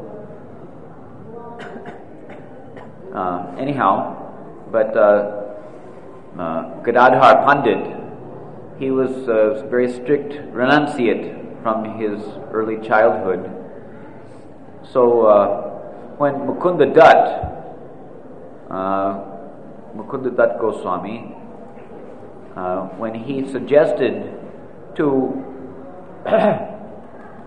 Gadadhar to meet Pundarik Vidyanidhi. You may remember Pundarik Vidyanidhi is also the one who got his cheeks slapped because he was let's say, criticizing within his mind the Pujari who had offered the stiff woolen cloth. What is the name of that festival? Do you remember? Odan Shastri, yes. Odan Shastri. That's when at the beginning of the winter season, when new wool cloths are offered to Jagannath. So the Pujari had offered wool cloths, but it was still stiff, hard, by starch or something. So Pundarik was in his mind criticizing, and Jagannath appeared in his dream. Jagannath Baladev appeared in his dream and was slapping his cheeks, and when he woke up, his cheeks were swollen red from the slapping. But so anyway, this Pundarik, he appeared to Raghunath Das Goswami as a Vishayi, one who is delighting in sensual pleasures, because he was living in quite an opulent setting. Beside his opulent couch, was a spittoon for spitting the pond juice, and also hookah was there, hookah for smoking, and very opulent, decor. Anyhow, so when Raghunath saw him, he thought within his mind that how can I, allow myself to be associated with such a Vishayi? Huh? Oh, sorry, yeah. Gadadhar, yeah. Sorry. My mistake. Gadadhar Pandit, yeah. So, Raghunath's appearance is also today. So anyhow, Gadadhar Pandit, did I say Gadadhar Pandit in the beginning at least? I said, okay, all right, thank you. Okay. So Gadadhar Pandit, he was not, let's say, favorably disposed to the idea of meeting such a person. Little did he know that because Gadadhar is Radharani's reincarnation in Gaur Leela, little did he know that this was her father, Rishabhanu Maharaj. So then, Mukunda Dutt, understanding the situation, he recited a shloka from Bhagavad describing Krishna's mercy upon Putana by giving her the position as a mother. So when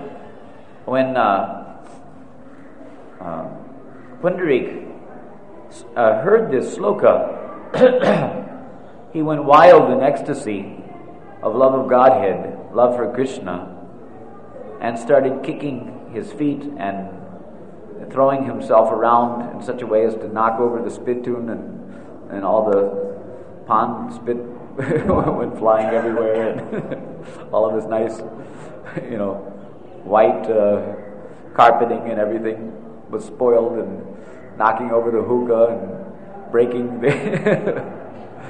this and that by flailing his arms and legs, and it went on for 6 hours.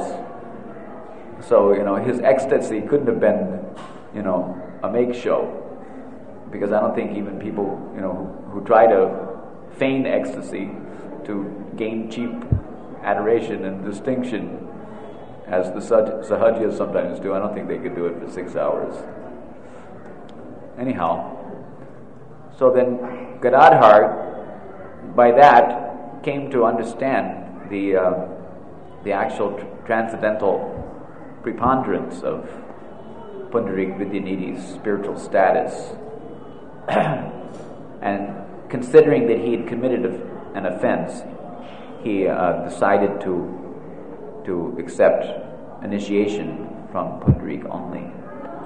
So Pundarik, who was Vrishabhanu, the father of Radharani, became the guru of Gadadhar Pandit. And Pundarik is also described as that he's coming in the line from Madhavendra Puri, also another branch of the Madhavendra tree. Pundarik Vidyanidhi Ki Jai. So anyhow, and Vishnu Priya Devi is there. How old did she live? How long did she live? Did you find out? Huh? At least 90 years. She was married when she was 14 or 16. 12? 12 years old. She was married when she was 12. So, and when did Mahaprabhu leave? She was 16, so only for 4 years. That means Mahaprabhu married when he was 20. Of course, there's some internal reason for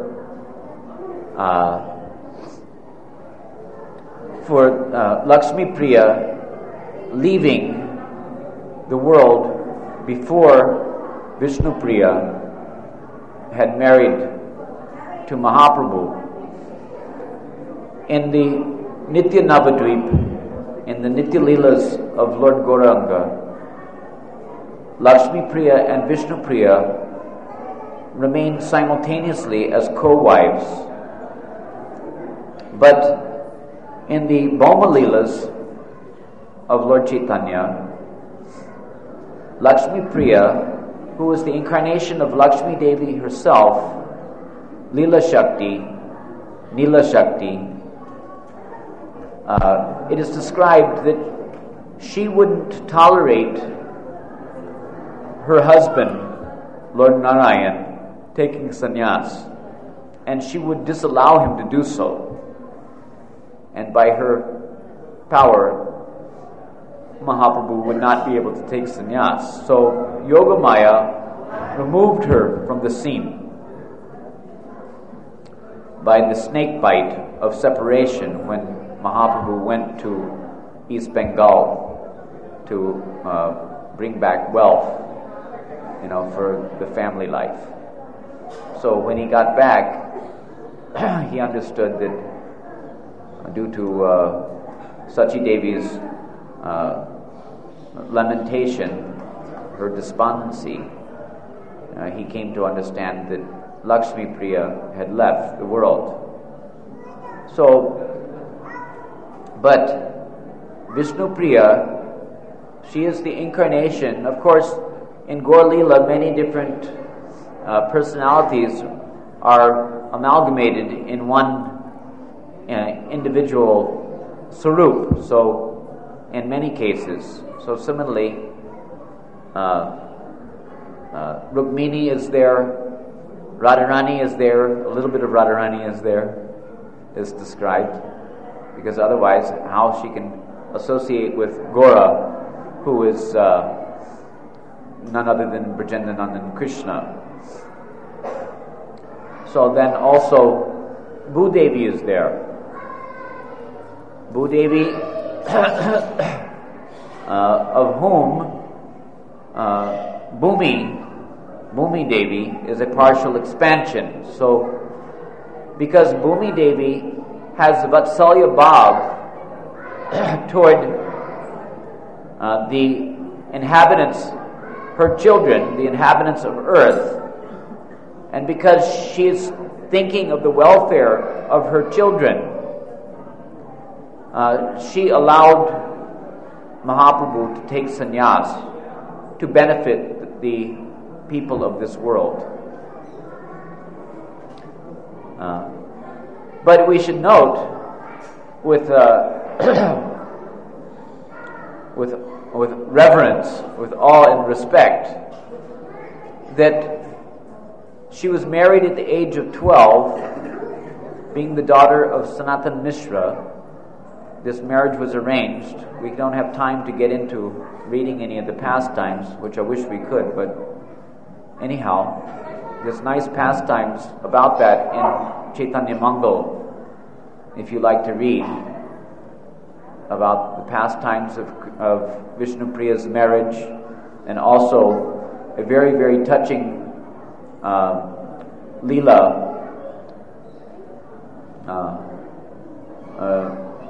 described in the same book, Chaitanya Mangal, about Vishnu Priya's lamentation upon Mahaprabhu's taking sannyas, which is a very, very heart-rending Leela. So anyhow, she married at the age of 12, and Mahaprabhu left her,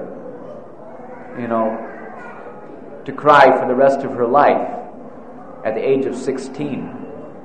Her crying for the rest of her life meant from the age of 16 till at least 90 or 100 years old.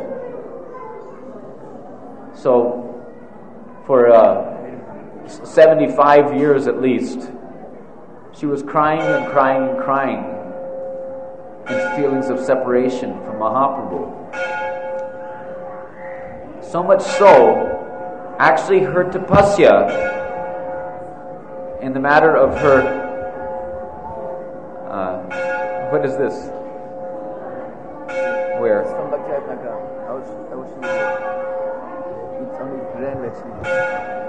Yeah.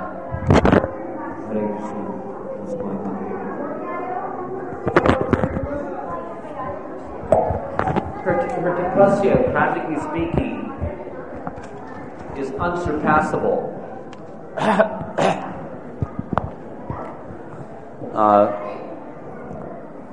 Bhakta Charanamrit has supplied me kindly with a section, a little short passage of Bhakti Ratnakar, wherein that tapasya is described.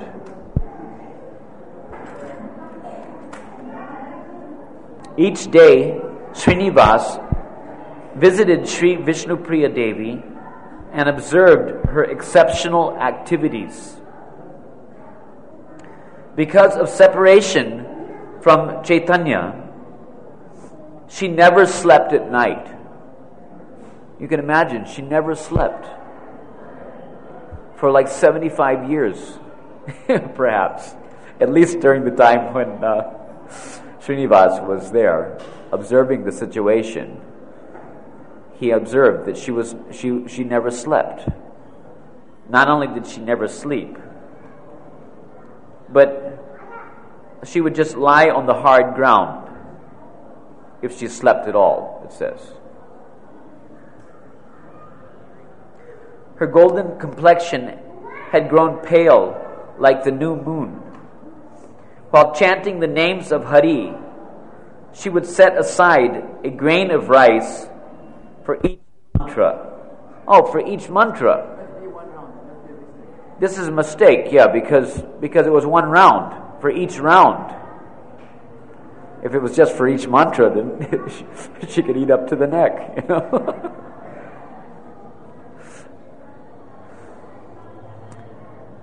It says each mantra. This is wrong. Yeah, so she would set aside a grain of rice for each round that she would chant. So, mind you, later on in the day, only those grains would be soaked, not even cooked, but soaked and offered to the Lord. The offering was very small, and yet she would eat only a portion of it, because she was too much in the mood of lamentation and too much swooning and let's say rolling about on the ground, crying and crying and crying to be bothered to chant, to count the mala and all these things. There's no question of her chanting, 192 rounds. So we doubt seriously that she even by the end of a day accumulated 192 grains of rice to soak, and even that a small portion of that. Even if she chanted 64 rounds. Maybe she chanted 64 rounds. At least 64 grains of rice. But then she would eat only a small portion of that. Can you imagine soaking only 64 grains of rice? Wouldn't amount to much. It almost puts Raghunath Das Goswami's tapasya to shame. Raghunath Das Goswami, after the departure of Rupa Goswami, Sanatana Goswami, after the departure of Sanatana Goswami, generally, after Mahaprabhu's disappearance, Raghunath Das Goswami would eat only fruit and milk, no grains. But after the departure of Sanatana Goswami, Raghunath Das Goswami would drink only 100 grams, 1 dona of chach, buttermilk, every alternate day, every other day. But then after Rupa Goswami's departure, Raghunath Das Goswami gave up eating anything. And at that time is described how the Brajbasis were lamenting upon seeing Raghunath Das Goswami's emaciated condition in his feelings of separation from Mahaprabhu and his dear devotees.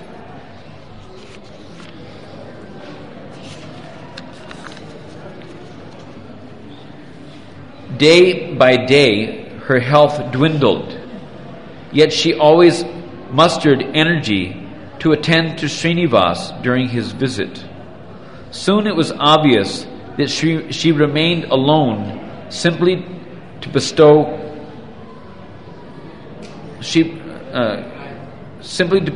her mercy on Srinivas. His unique fortune was acknowledged by everyone. So, anyhow.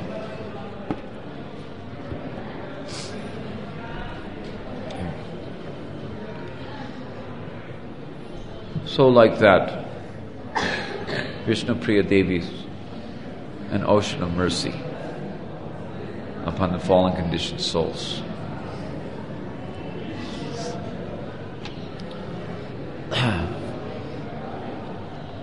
So anyhow, it's getting later and later. It's already 10 o'clock. We haven't really discussed Raghunath Das Goswami, and there's so much that could be discussed about him.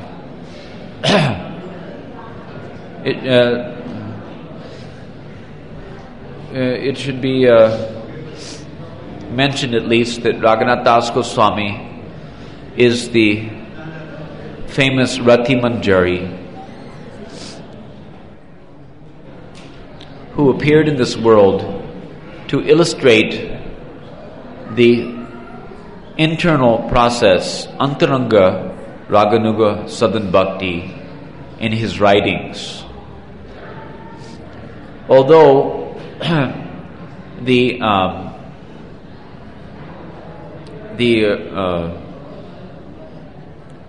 austerities and devotional practices or performances, I should say, of Raghunath Das Goswami are supra-phenomenal, because Mahaprabhu instructed him,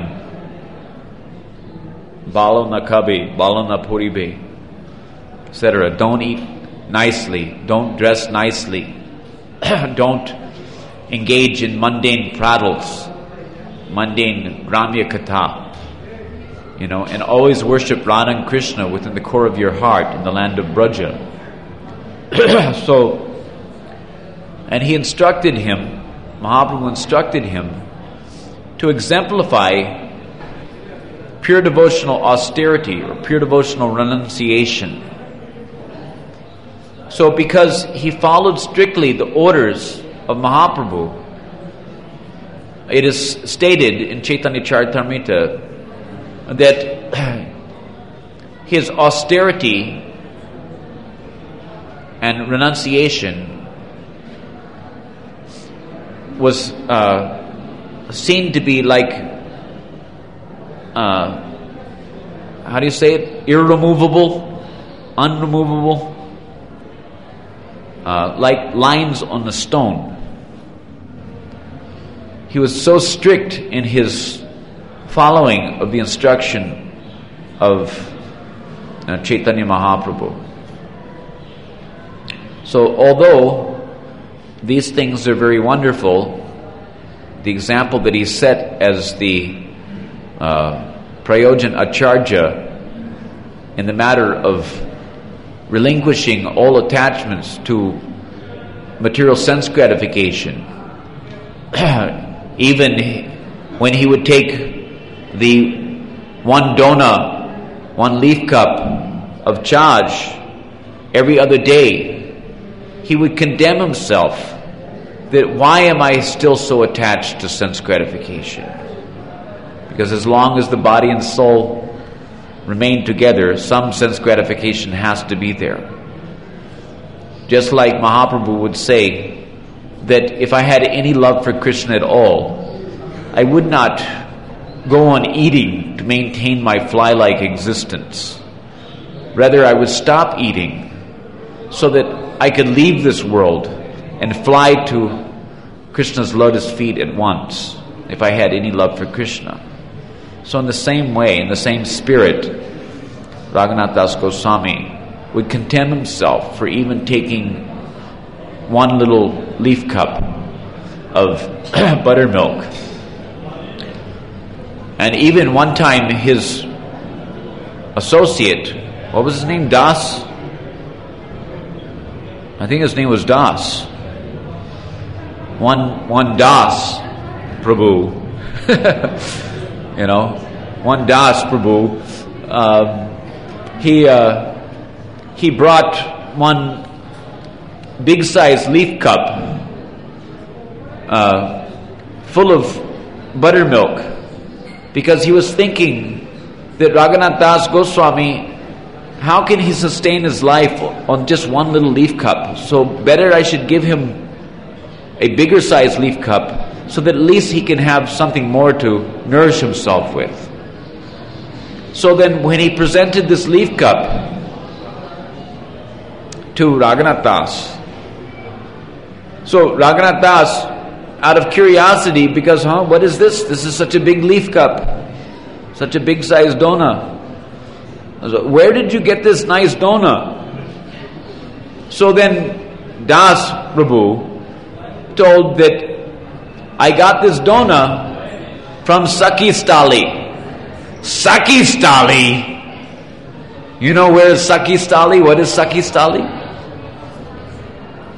Because in Alangamanjari Samputika, it is mentioned that there is no one who is more dedicated, exclusively dedicated to the service of Srimati Radharani than Srimati Rati Manjari. She is the supreme, emblem of Radha Dasyam. So as such, Raghunath Das Goswami, being that very Rati Manjari, when he heard the word Sakistali, Sakistali is the place of whom?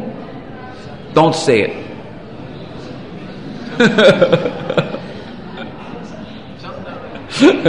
Chandravali Gopi. I shouldn't even be saying. No. But anyhow.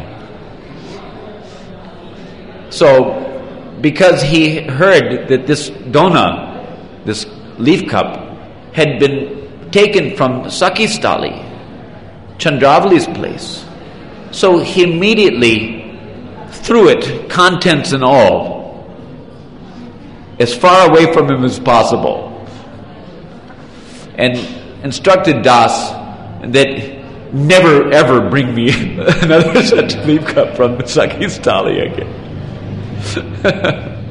So, anyway, this shows her resolute attachment to the lotus feet of Srimati Radharani, which is exemplary.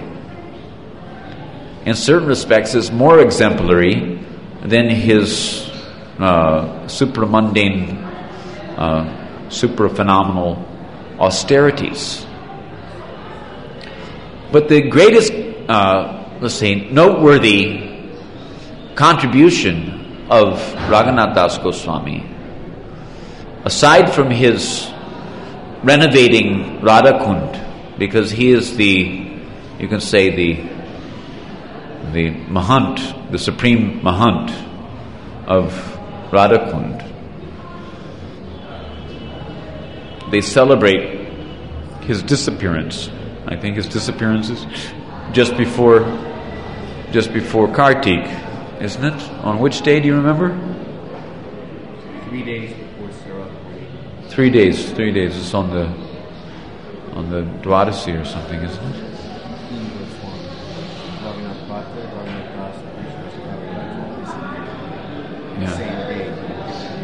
Yeah. Okay. So anyhow, but aside from his contribution to the Vaishnav, to the Gaudiya Vaishnav world in particular, his construction of the ghats and everything at Radhakund, his greatest contribution is his transcendental writings, Mana Shiksha and Vilap Kushamanjali. Vilap Kushamanjali is let's say unsurmountable, unsurpassable in the matter. And what is it? There's the whole ontology of it's slipping my mind right now. Stavavali. Anyhow, so Brajavilas Stava. So anyway, it is mentioned by Bhaktivinoda Thakur that Mahaprabhu instructed to Sarup Damodar Goswami to write a treatise on Rasa Tattva, the cultivation of rasa, in the matter of rag bhajan, and to divide it into two categorical departments. One is to for the gradual,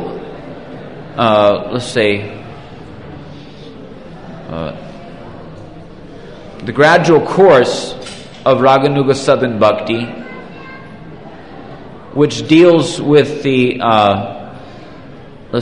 a more ritualistic approach. But the ritualistic approach, because in the Vaidhi sadhana, there's according to Pancharatrika Vidhis, in the deity worship, etc., the chanting of various mantras and various methods of worship, etc., they constitute the ritualistic performance of worship in the Vaidhi Bhakti.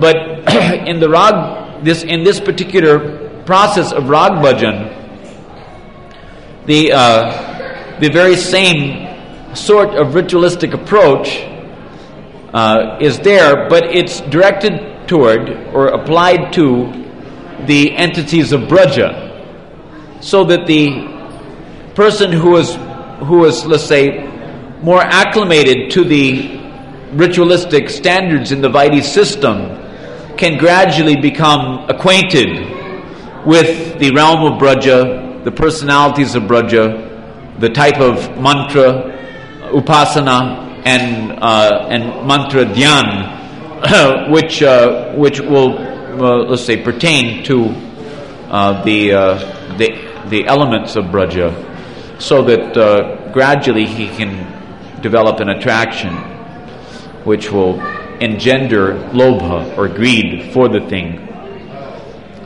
So that type of Raganuga sadhana was given to Vikreshwara Pandit and was recorded in the Padatis of Gopal Guru Goswami and Dhyan Chandra Goswami. So the other aspect of cultivation of rasa in the matter of rag bhakti was instructed by Sarup Damodar to Raghunath Das Goswami, and that is called, there's the Bahiranga, which was given to Vikreshwara Pandit, and then there's the Antaranga process of rag bhajan, which was given to Das Goswami. So Das Goswami, illustrates this process of Antaranga or esoteric, which means, esoteric means that which is giving the revelation, which reveals the truths of the standards of selfless, loving, devotional service attitude within the heart, by association with expressions of such devotion found in or illustrated by the books of Raghunath Das Goswami. You'll find especially in Vilap Kushamanjali, you'll find the highest expressions of Raghunath Das Goswami's innermost desires for service at the feet of Srimati Radharani. Therefore, Raghunath Das Goswami is described as our Prayojan Acharya. He exemplifies the highest zenith of prema, not Krishna prema, but Radha prema. Radha Krishna prema. Higher than Krishna prema is Radha prema. So that was exhibited and illustrated and also exemplified by Raghunath Das Goswami in his writings and in his life. So also Vishwanath Chakravarti Thakur's appearance day is today, and he's the greatest stalwart in the matter of reviving the Krishna consciousness movement after the departure of Srila Jiva Goswami. Ram Roy will read something about that, but before we read about that, I don't want to lose this golden opportunity to read a few pages about the Vasantotsava, if you don't mind.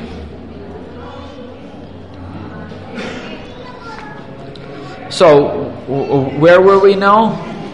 Yes, by Bhattu's mercy, by Madhumangal's mercy, the Braja Gopis, the Kishoris, and the Kumaris, both groups of gopis, those who were married and those who were yet to be married, unmarried gopis, all of them got the chance to get out of the prison of their mothers and mother-in-law's houses to enter into the pastime forest of Braja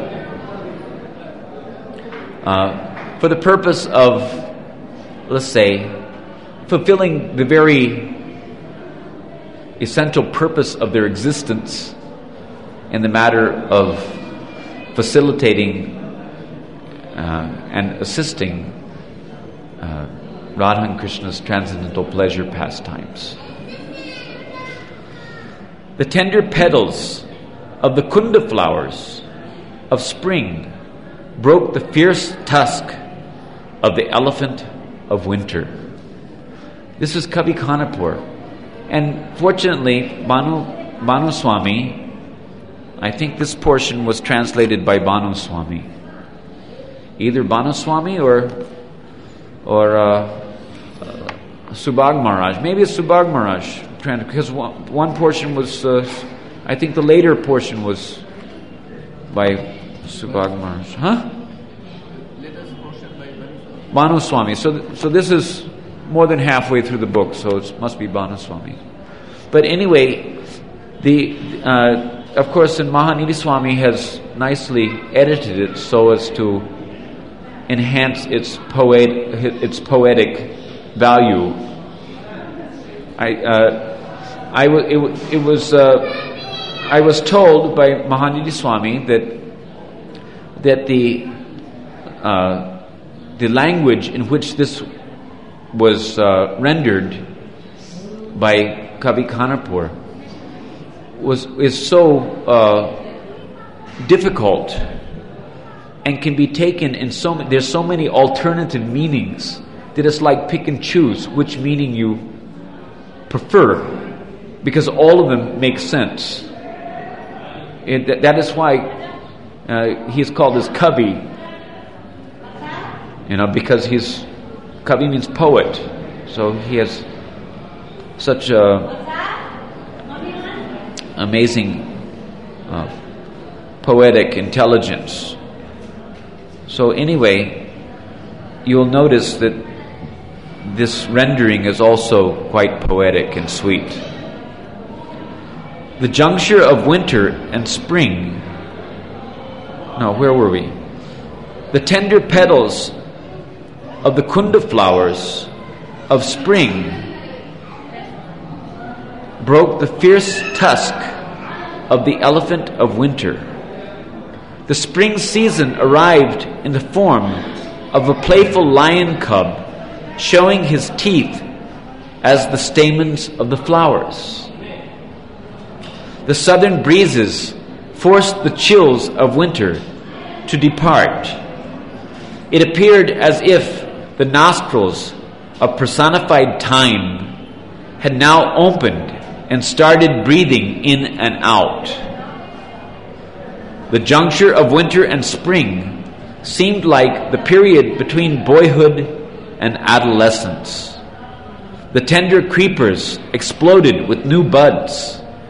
The cuckoos sang with sweet melody, but not the fifth note of coo, coo, coo, coo, which lovers murmur at union.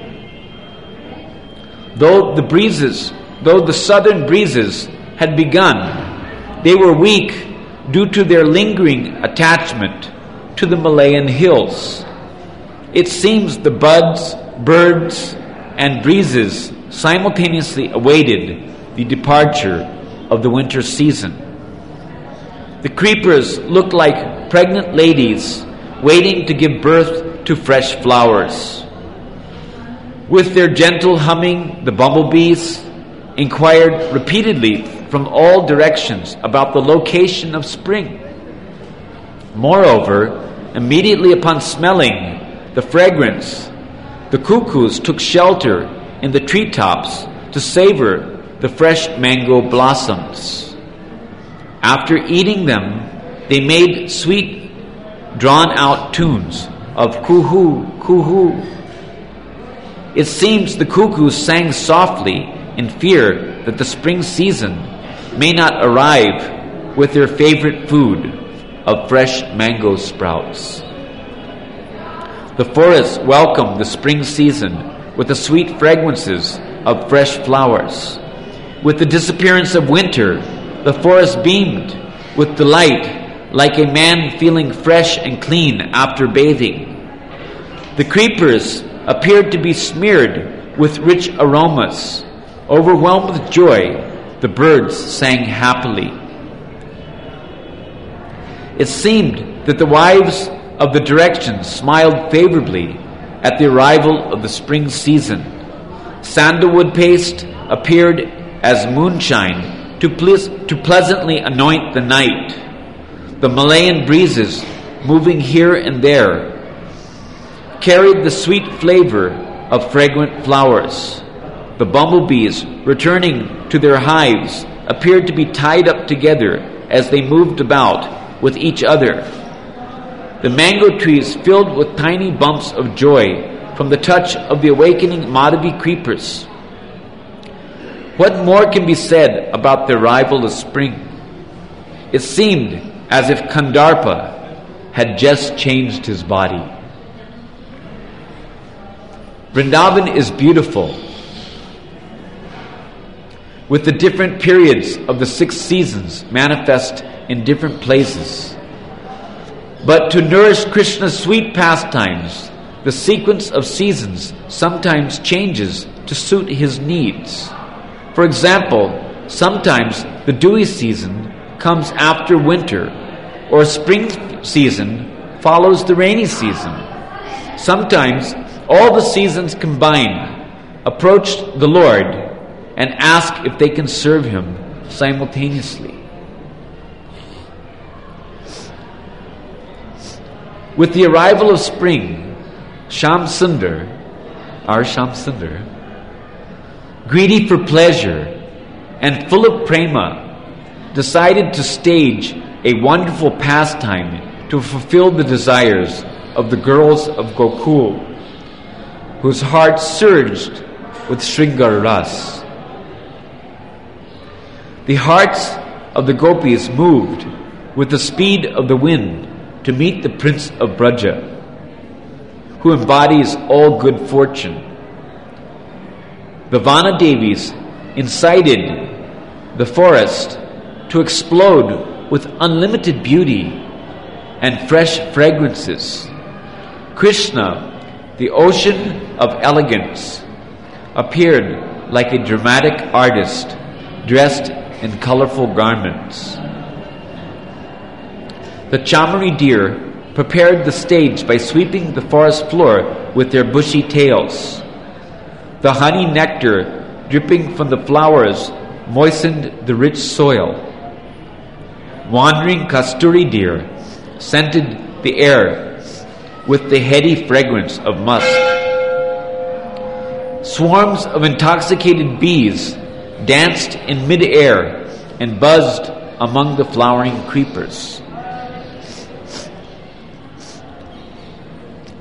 On VasantaPancami, which is today, remember, the first day of spring, Shyam Sundar, whose joyfully sweet and sportive nature spread in all directions, filled the horizon with the reflection of his beautiful blue complexion.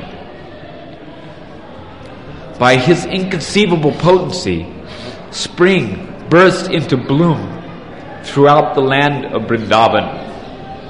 The Brajbasis mistook the nectar shower of Krishna's sweet beauty to be an unexpected monsoon rain.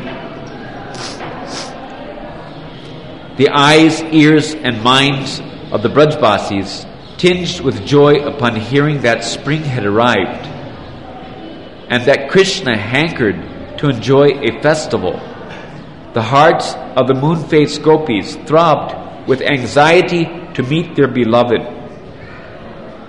Overpowered by the intoxication of spring and a strong desire to attend the festival, Radhika, Chandravali, Shama Devi, and all their respective girlfriends abandoned their shyness and ran to the forest. With great love and affection, Vrinda Devi and her Vana Devis appropriately decorated Radhika and the gopis for the joyous festival of spring. They dressed them in colorful clothing, fresh flowers, and the 16 types of items of ornaments. The gopis remembered the boon that Krishna had given them when he snatched their clothes while they bathed in the Yamuna. Those were the unmarried girls. At that time, Krishna said, "O dear Sakhis, in some future night, you will enjoy confidential pastimes with me." Because the gopis had fixed their minds on the desire to attain Krishna, they felt a moment to be like a million millenniums. The Vana Devis were amazed at the sight of the assembled gopis that looked like a garden full of rows and rows of the best quality golden creepers.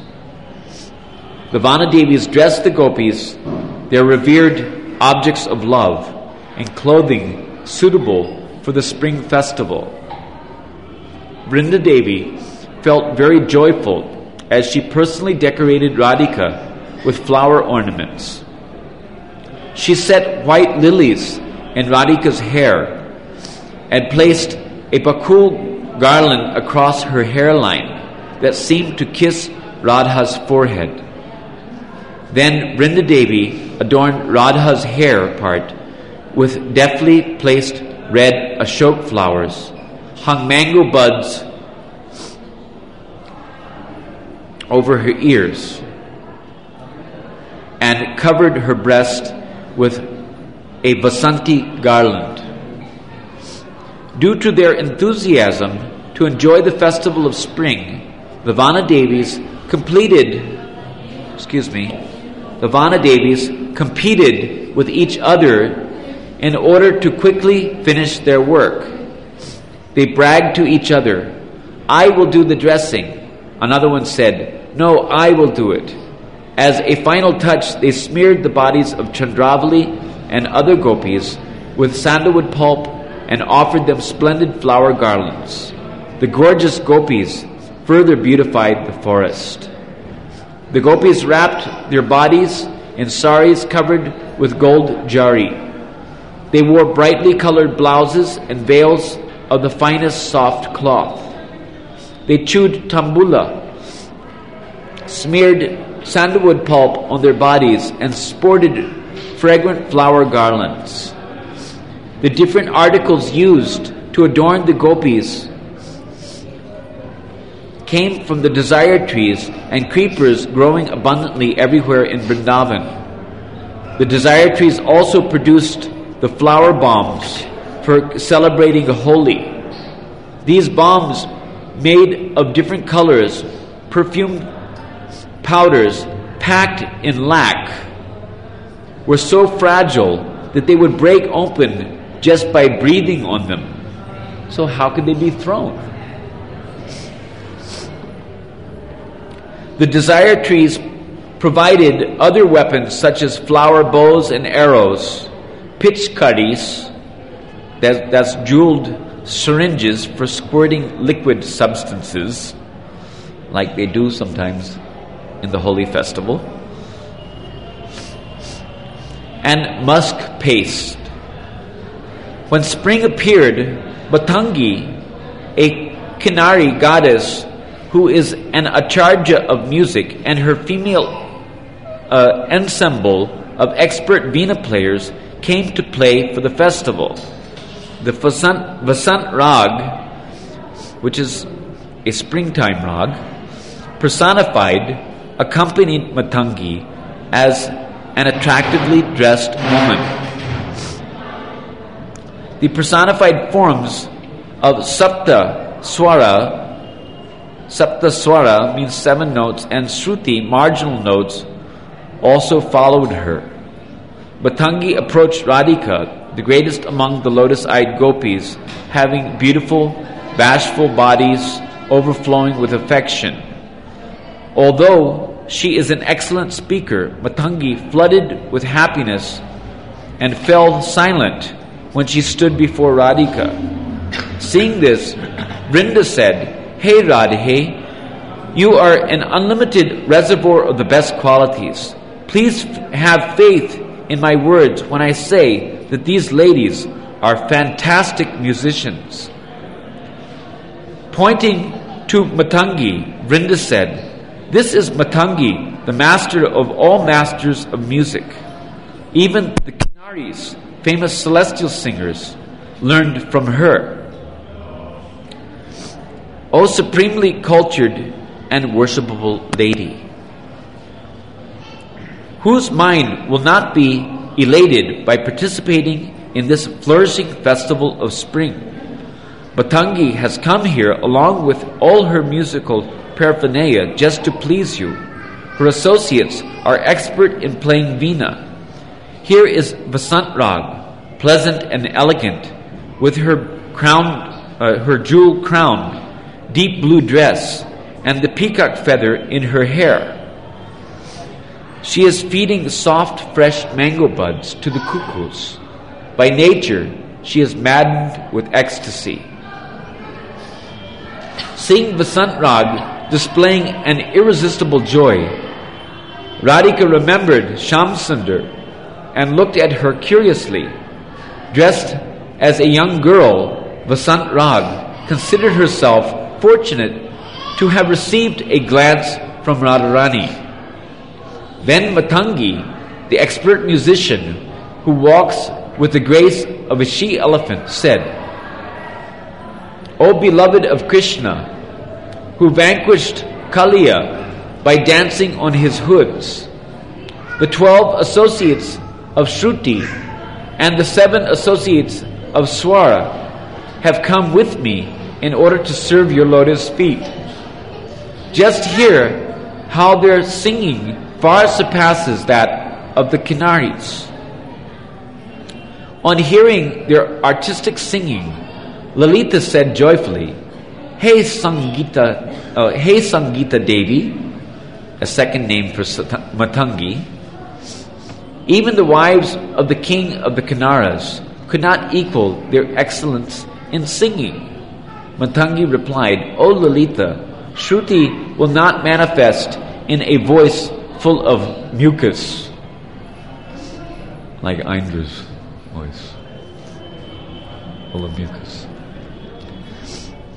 Regarding Venas, Brahma created 2 types, one fretted and one non-fretted.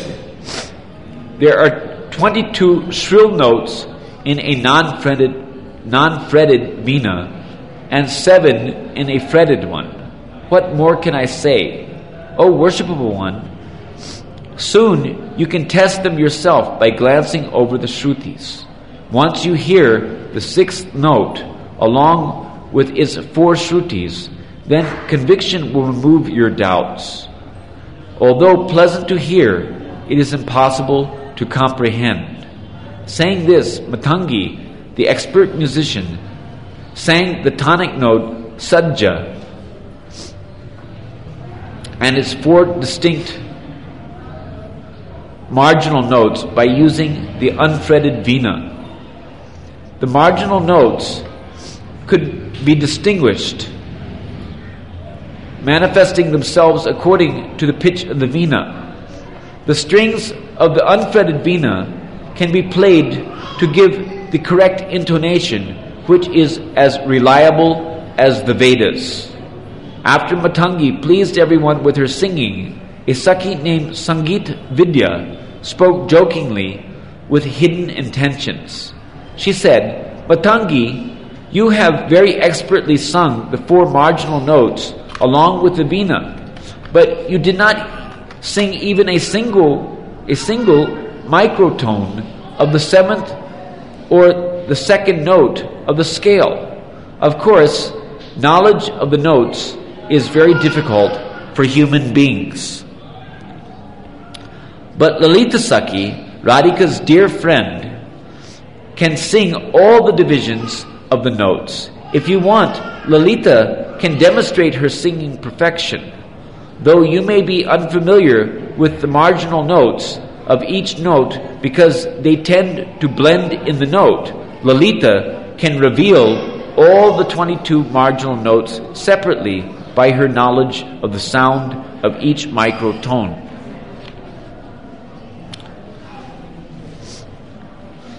When she spoke in this way, the forest deities said, "O Sangeeta Vidya, the knowledge of the music that Matangi has just recited originates from the mouth of Brahma. But what you have spoken is beyond the universe manifested by Brahma. But both systems are faultless." Radhika worried that Matangi may have felt offended by this conversation, so knitting her eyebrow, she said, "Hey Sangeet Vidya, with false intelligence, you are a liar, so you should stop speaking. Clearly distinguishing the marginal tones as Matangi has just sung could never be done by Lakshmi, the demigods, and what to speak of Lalita Sakhi. Therefore, Matangi is the best of musicians. Now let her satisfy Vrindadevi and the forest deities with her singing." Vrindadevi said, Matangi, until Krishna arrives, you should not sing the Vasant Rag. You can sing another rag with an attractive new melody. According to the request, Matangi exquisitely sung the Bela Beli Rag, which flowed like a pool of water from the ocean of rasa. She produced 5 varieties of marginal notes by mixing her voice with the sound of the 4 types of Venas. The festive Mahati and the playful Kavilasika, the tortoise-shaped Kachapi, these must be different types of Venas. 4 types of Venas, and the broad-bodied Swarmandilaka. That's the kind I play.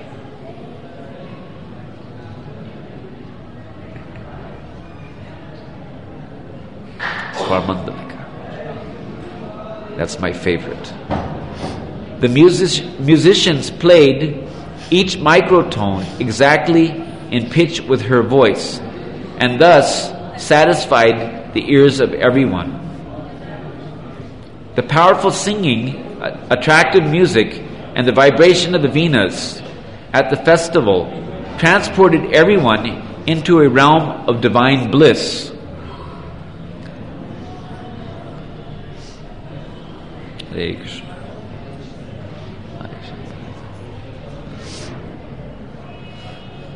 Hare Krishna. Sri Radha, there's only a few more pages. So 1, 2, 3, 4, 5, 6, 7, 8, 9, 10. 10 more pages. If you have to go, no problem. But I'm going to sit here and finish this story because it's a great story, even if I'm not the best reader. Hopefully we'll finish before noon.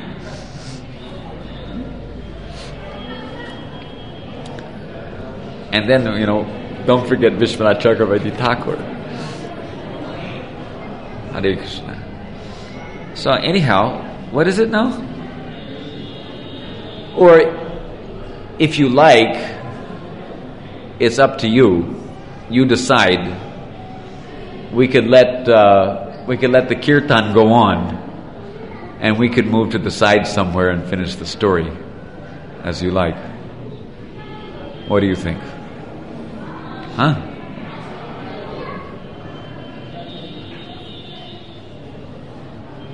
Should I just keep reading or what? Kirtan, huh?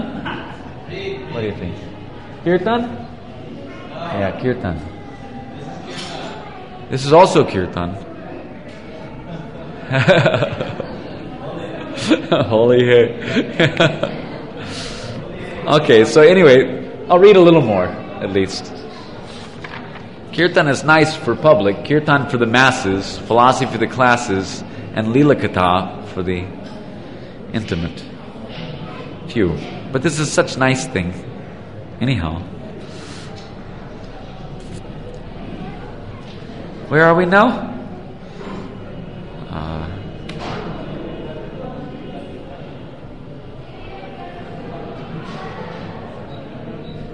What type of Venus? Wait, yes. Yes, okay. Sri Radha, the gopis, Brinda Devi, and the Van Devis listened with rapt attention to the sterling performance of Matangi Devi. Her singing, backed by venas, mridangas, flutes, gongs, and drums, vibrated so sweetly that even the demigods fell into enchantment. The music floated through the air for a long distance. Anyone who heard it felt invigorated throughout his body. His body. It's not a capital, but we can understand that Krishna is going to be hearing it, so. Hearing Matangi's musical concert with its wonderful rhythm and tune, Sringara Ras personified entered the gopis' hearts and caused their lotus-petaled eyes to bloom wide. The gopis looked nervously from side to side like frightened deer in a forest.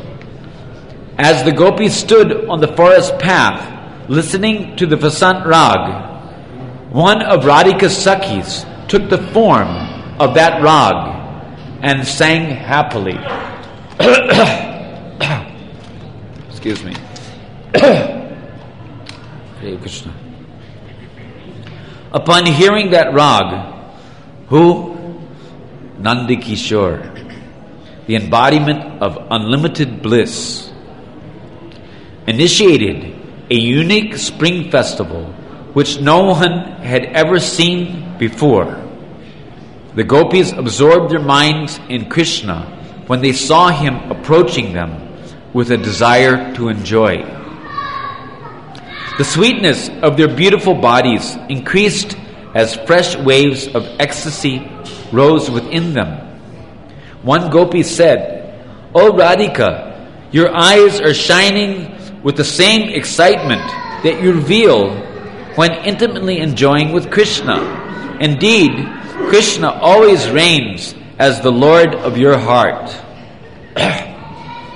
Coming before us as personified spring, Krishna is full of ecstasy and dressed as a daring, dramatic dancer. He is carrying various paraphernalia for sporting. Just see how that proud Cupid shines among his friends. He looks like the full moon surrounded by its entourage of stars. O Radhe, how much can persons like us describe the extent of your glorious good fortune? Look, his effulgent white turban appears especially splendid, sitting obliquely on his head. It is decorated with bunches of flowers, sprinkled with fragrant reddish powder. and surrounded by buzzing bumblebees shaking his peacock feather. Tiny fresh mango flowers hang from his ears, which are slightly elongated from the weight of his elegant jeweled earrings. His earrings swing enchantingly to cast exotic reflections on his cheeks. The beautiful malati garland, mixed with some sweet tulsi manjaris, surrounds his neck. His curly dark blue hair is tied back, ready for sporting. Krishna wears glittering yellow garments just suitable for his spring pastimes. His jeweled waist bells dance, and a sachet of camphor is tucked in his attractive gem-studded belt. Natural belts made from jute encircle his handsome hips. The ankle bells on Krishna's lotus feet are jingling a sweet tune, Runu Junu, Runu Junu. While listening to the Vasant Rag, Krishna held a flute in his left hand, and a ball of red powder in his right hand. Subal and other close friends stood beside him, relishing that sweet song. Krishna moved his head in time with the tune. His eyes rolled in intoxication as if tired from conjugal pleasure. Some cowherd boys offered him fresh tambula wrapped in golden palm leaves.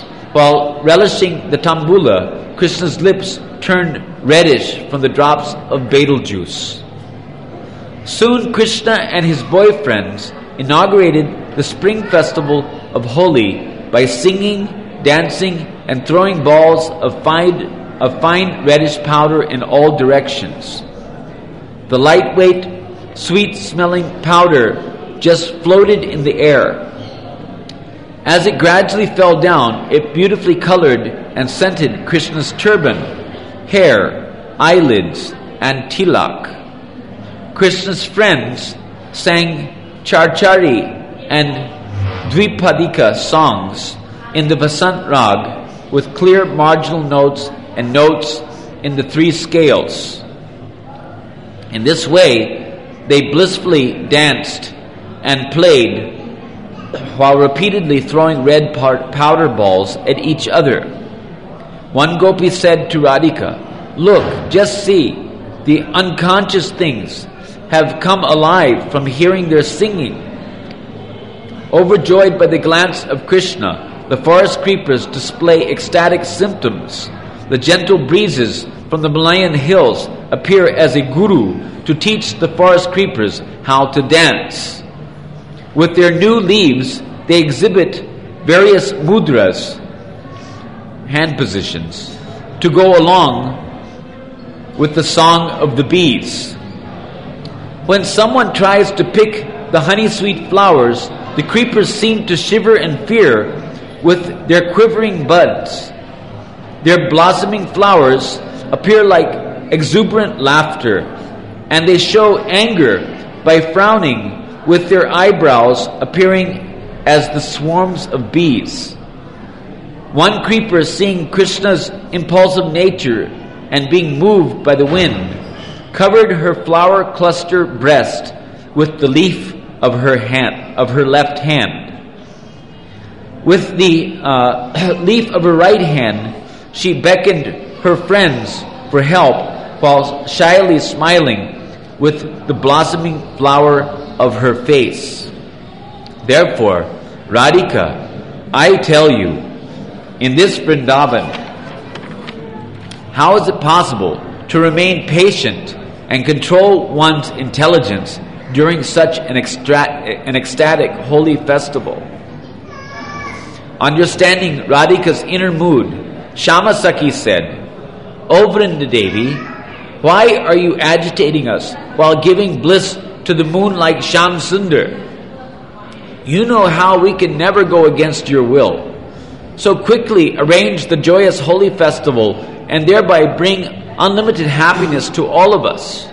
By nature, the door of shyness creates an obstacle in the houses of the married gopis' bodies.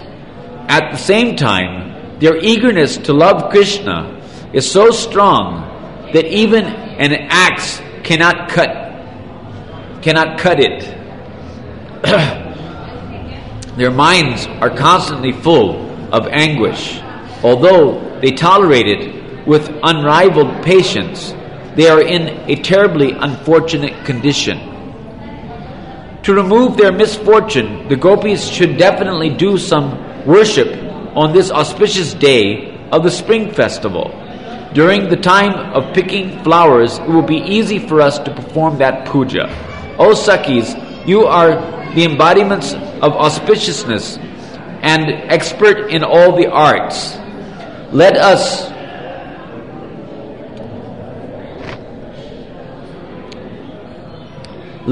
celebrate the festival of spring with that honorable prince of Braja. After hearing Shyama Sakhi's timely words arousing conjugal love, Vrinda spoke to the queen of Vrindavan. O Radhika, I understand that in name, beauty, form, and gentle behavior, there is one other Sakhi who is eligible to hear the songs of Matangi. Just now, Chandravali and Charuchandra Sakhi are making some curious sounds as they advance with their party to celebrate the festival of Holi. It appears that they are illuminating this mango grove with a pleasant effulgence. Indeed, Matangi, the embodiment of all the Shrutis and Swaras of the Vasant Rag, has become successful by intoxicating everyone with her joyous singing. Although also immersed in that ecstasy, she has not lost her self-control. After honoring Radhika with her words, Vrinda engaged in the service of Chandravali. She told Matangi to sing pleasing tunes with the expanded Shrutis that always manifest in spring. Matangi's singing defeated the splendor of the rising golden sun. Within a moment, the desire to observe a grand festival arose from the desire tree of Chandravali's heart. Then Chandravali, with her Sakhis, joyfully threw colors to celebrate Holi. They squirted forceful streams of fragrant colored liquids on each other with elegant jewel-inlaid pitchkaris. Means syringes. The streams of water were sensually pleasing mixtures of sandalwood paste, camphor, kasturi, kumkum, and golak diluted in water. In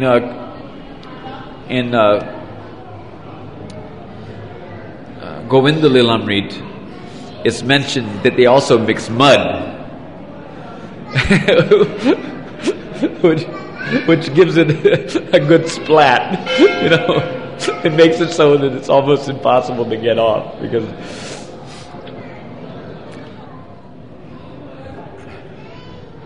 they mix mud with the water also. While squirting each other, they sang and danced around in time with the music of the Vasant Rag. In great fun, they also threw flower bombs of scented red powder on each other. Being driven by the Cupid elephant of blissful enjoyment, Chandravali and her gopi friends, whose beauty derided millions of heavenly goddesses, happily sported in the spring festival. Meanwhile, Sri Radha, whose joyful, captivating smile is sweeter than honey, surprised everyone by her behavior. First, she cast restless glances in the direction of Krishna, and then she looked at Chandravali. Then suddenly, for no apparent reason, Radhika abruptly wandered away on the pretext of picking flowers. the Prince of Vrindavan, who disseminates limitless joy, played holy with his young friends while dancing down the road toward the forest where the gopis had assembled. Bhattu jumped around continuously while raising and lowering his head in a funny way as he led the party.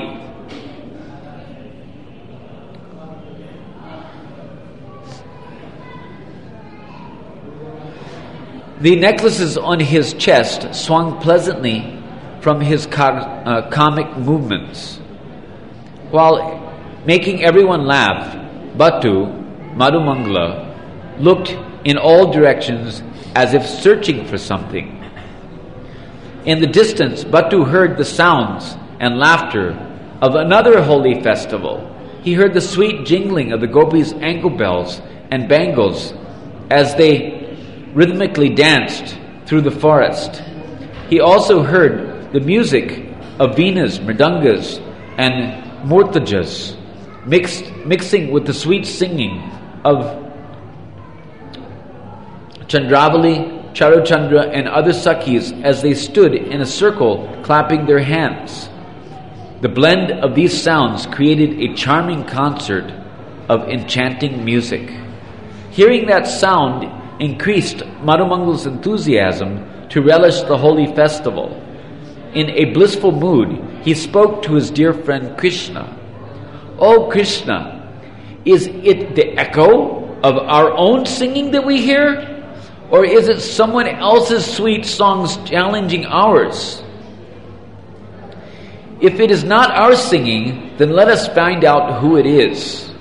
Adorned with gems and ornaments, Krishna, the crest jewel of handsome youths, replied to Bhattu, "O graceful one, that music is from someone else.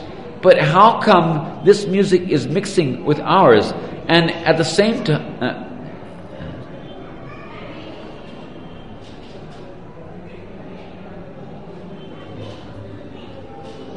It should be at the same time. It's an editorial mistake. That music is from someone else, but how come this music is mixing with ours and at the same time overpowering it? Go find its source. Feeling ecstatic, Bhattu ran quickly toward the jingling sound.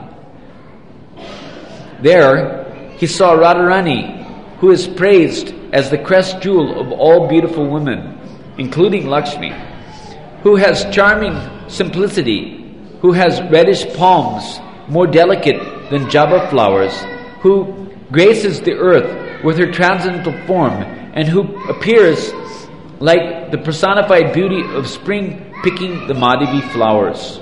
Bhattu said, "O impudent Lalita, why do you sit on a mountain of pride? It is astonishing that you are acting so offensively. Don't you know that today is the first day of the spring festival? My friend Krishna is just nearby, anxious to enjoy many pastimes in this Madhavi grove. Therefore, we have not picked any flowers in this garden. You, however, are so arrogant that you have taken all the Madhavi leaves and flowers which were meant for Krishna. Are you not familiar with the snake-like arms of my friend who crushes the pride of Kandarpa? Acha, all right. So soon you will come to know. Just wait here while I go tell him what you have done." Hare Krishna, Krishna Krishna, Hare Hare, Hare Ram, Hare Ram. Only 8 more pages. Running back to Krishna, Bhattu said, "My dear friend, it seems your opulent spring festival will soon reach its climax. Vasant Lakshmi, the personified beauty of spring, and all of her expanded potencies are not far from here. With various tasteful arrangements, she gives new life to the joyous festival of spring. The unique singing of the gopis, which is accompanied by mridangas, venas, cymbals, and horns, cannot be found anywhere on earth. What to speak of earth, even the greatest celestial singers cannot comprehend it. Besides that, they have collected more paraphernalia to celebrate Holi than can be found anywhere else in the creation of Brahma. The people of this world cannot even imagine it. Alas, I have seen great fun. Krishna, although you are the son of the king of Vrindavan, the size of your holy festival cannot compare with theirs. Krishna replied, "Oh Bhattu, why are you glorifying and showing so much respect to the enemy? You should praise your own camp and not give them any importance. Of course, I can understand the inner mood of your heart. It appears that you have become bewildered from drinking the honey wine, and therefore you are acting like an intoxicated person." Madhumangala said, "There is an Ayurvedic medicine known as Kushamasava, but I am not that Kushamasava." That's another name for Madhumangala anyway. "I mean to say that I am not the honey wine made from the kusama flower, which people drink and become intoxicated. Yet somehow people get intoxicated just by drinking my words." In other words, he's accusing Krishna of becoming intoxicated. Krishna said, well done, my friend. If you have not lost your enthusiasm, then go back and see what the gopis are up to. We'll meet up with you later." Overwhelmed with joy, the humorous Bhattu returned to the gopis. Then he said boldly, "O Dur Lalita, foul player or mischievous Lalita Saki, on the order of my lotus-eyed friend, you should immediately stop picking our Madhavi flowers and get out of this forest. Otherwise, you will be severely punished." Lalita said, "O shameless, deceitful Brahmin boy, why are you spoiling your aristocratic birth by blaspheming others? The flawless wives of the Gopas have gathered under this Ashok tree on the bank of the Yamuna in order to worship Vasant Madad Cupid on this auspicious day of the spring festival. This tradition comes down through a long line of well-behaved, gentle souls. Today, the jewel-like heroine, Radhika, who is the most chaste housewife in Vrindavan, who is highly moral, and who possesses all good qualities, has also joined us. Although Radhika has many maidservants, she has personally come to perform this important Madan Cupid Puja." In other words, she could have engaged the maidservants to do such things.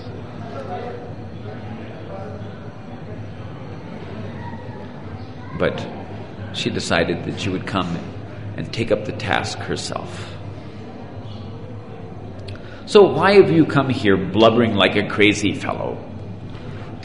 Bhattu said, "Are Lalita, apart from Hari, what other Cupid is there?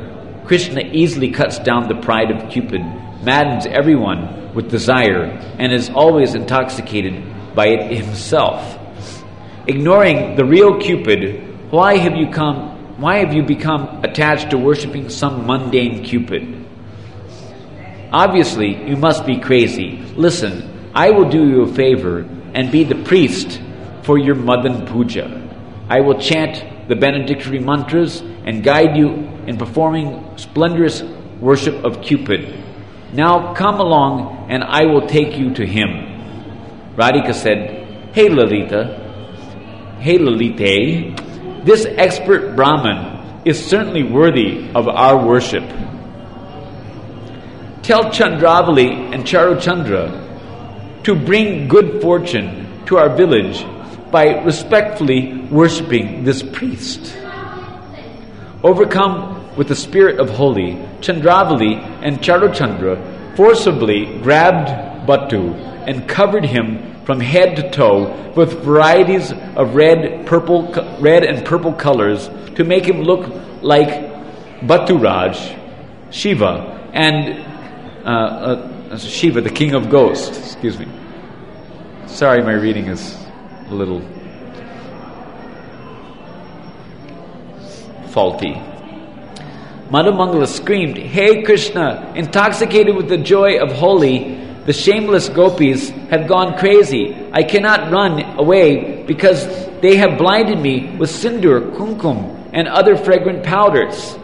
I am also stunned from the color water they are throwing over me. Krishna, quickly save me before they commit the sin of killing a Brahmin on this auspicious day of Holi." Hearing Bhattu's loud crying in the distance, Krishna understood that the simple girls of Vrindavan had diminished his reputation.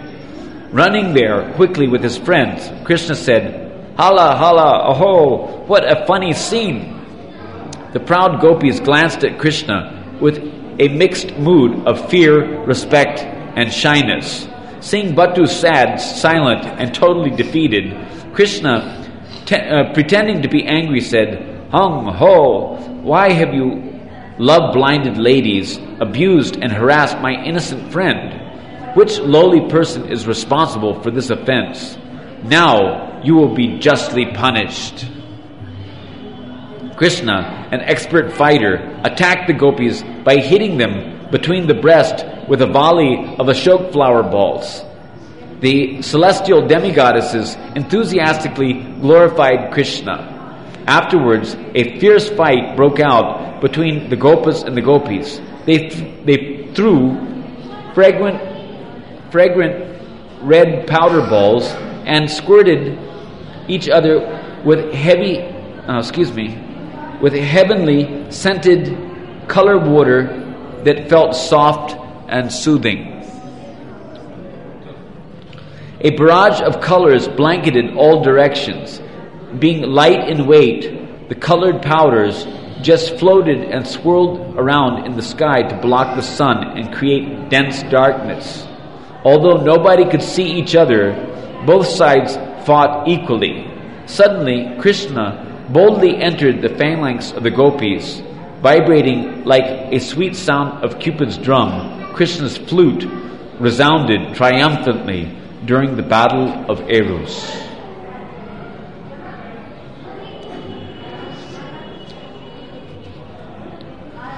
The gopis fought heroically in that war against their beloved Shyam.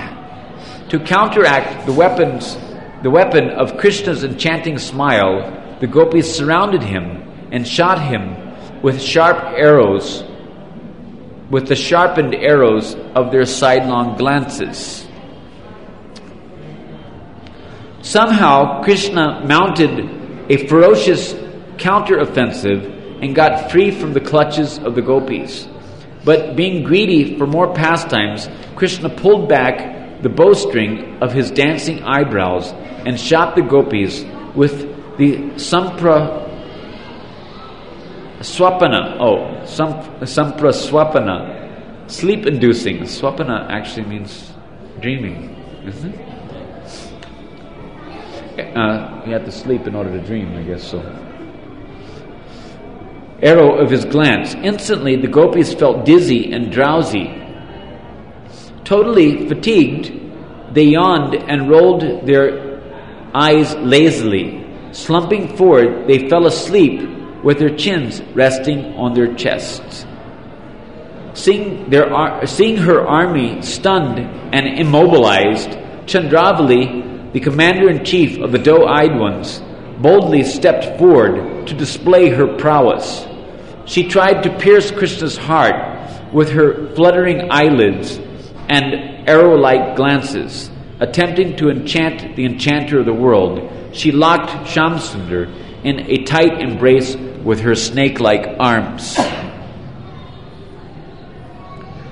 After some time, Krishna gave up his rapture and resumed his attack on the phalanxes of the gopis, kissing them, snapping their necklaces, and ripping their clothes.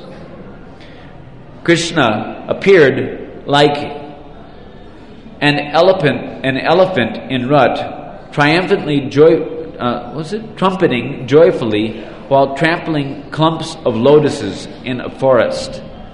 The battlefield looked astonishing after the fog of colored powders settled. Red powder completely covered both the gopis and the sporting field. The colored water and musk drops dripping off the bodies of the gopis muddied the ground. The holy battlefield is a holy war. Now they have perverted reflections of holy wars.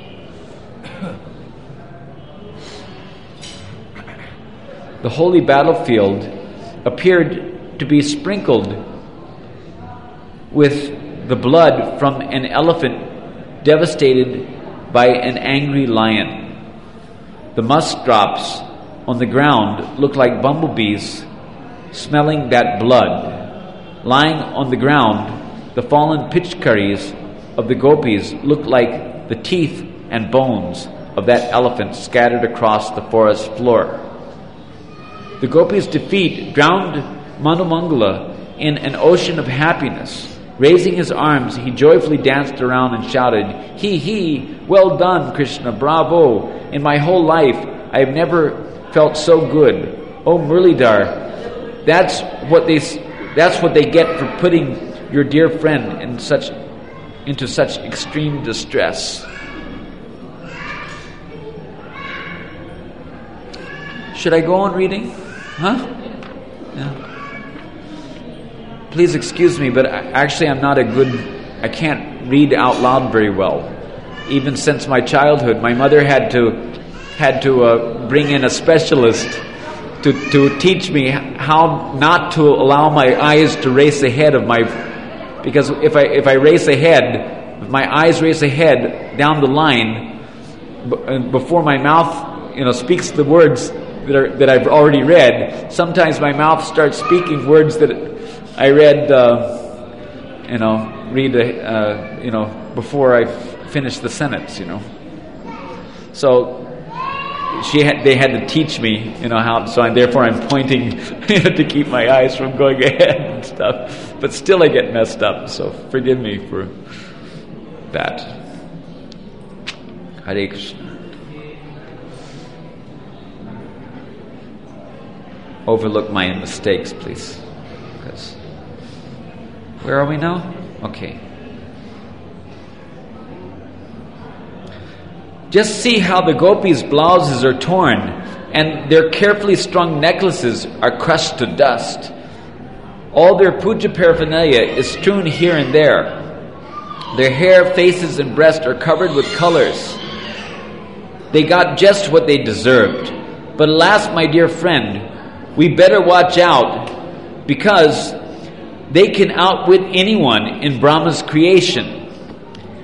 If they again join forces with their leader Radharani, they will violently attack us in great numbers. Driven by anger, those gopis who are hostile by nature could do anything to us. So let us run away from here before that happens. While smiling, some cowherd boys said, "Talkativeness is Bhattu's natural defect. Because of his fickle mind, one minute he acts boldly, and the next moment he shivers in fright. Oh Krishna, console Bhattu and keep him from panicking and becoming disturbed again." Krishna said, "Oh Kushamasava, give up your cowardice. Show me those gopis whom you fear. Why should you be afraid in my presence?" Feeling reassured and confident, Kusumasava continued the battle. Boldly jumping forward, he pointed toward the gopis and said, "This way, this way." Krishna and the cowherd boys went to a garden of Madhavi creepers, wherein Radharani, Lalita, and other Sakhis picked flowers. In great joy, the gopis attacked Hari with millions of restless, sidelong glances. Krishna shot back the arrow of his love-laden glance. Hitting Radhika's breast, that arrow pierced the armor of her shyness to release a splendor that radiated in all directions.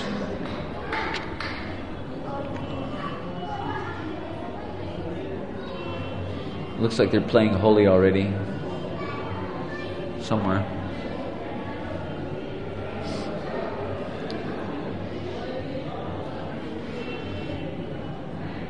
Radhika retaliated with the arrow of her sidelong glance, which was coated with the deadly poison of the kajal surrounding her beautiful blue eyes, and sharpened by her brightly beaming smile.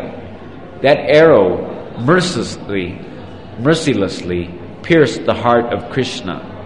Seeing his friend completely devastated by Radha's glance, Batu swelled in ecstasy. Shaking his hands and turning his head from side to side, Batu said, "My dear friend, do not become bewildered while I'm here to help you. Take this flower bomb and douse them in colors. Alas, what is impossible for one who has a friend like me?" Though weary from the pastime of Holi, Vrishabhanu Nandini suddenly gained new enthusiasm. Radhika's eyes bloomed wide, and her eyebrows moved elegantly like the movements of a swan. Her golden bangles rang loudly, proclaiming victory as she took a vermilion flower bomb in her hand and fired it at Krishna's chest. This broke Krishna's rapture. Then, to the delight of all the gopis, and gopis, Krishna sprung into action, grabbed a flower bomb, and chased after Radhika. He looked like an angry lion whose sleep had been interrupted. Lalita confronted Krishna and said, "O crest jewel of relishers, which playful girl threw that vermilion ball on your chest? It appears that she did not really throw a ball at you, but actually offered you her love. Do you know her name? Indeed, she always enchants you, but now is not a good time to become bewildered. Think it over carefully. For nothing you are pursuing my innocent Sakhi." Lost in the bliss of Holi, Krishna ignored Lalita and kept chasing Radhika. Then Radhika smiled slightly and cast the playful waves of her glances at Shamasakhi, before hiding amongst her girlfriends. Catching Shamasakhi, Krishna smeared colors on her hair, forehead, cheeks, and breast. Considering that an unfair act, Bakumala, Shamsakhi's girlfriend, anxiously said, "Hey Shamsundar, that witty girl who pelted your chest with a flower bomb now throws out pearls with her flashing white smile. The radiance of her beautiful face mocks the glowing full moon. Why did you leave her aside to harass my innocent friend?"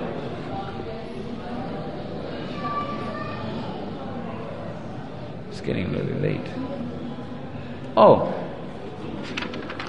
we're almost finished.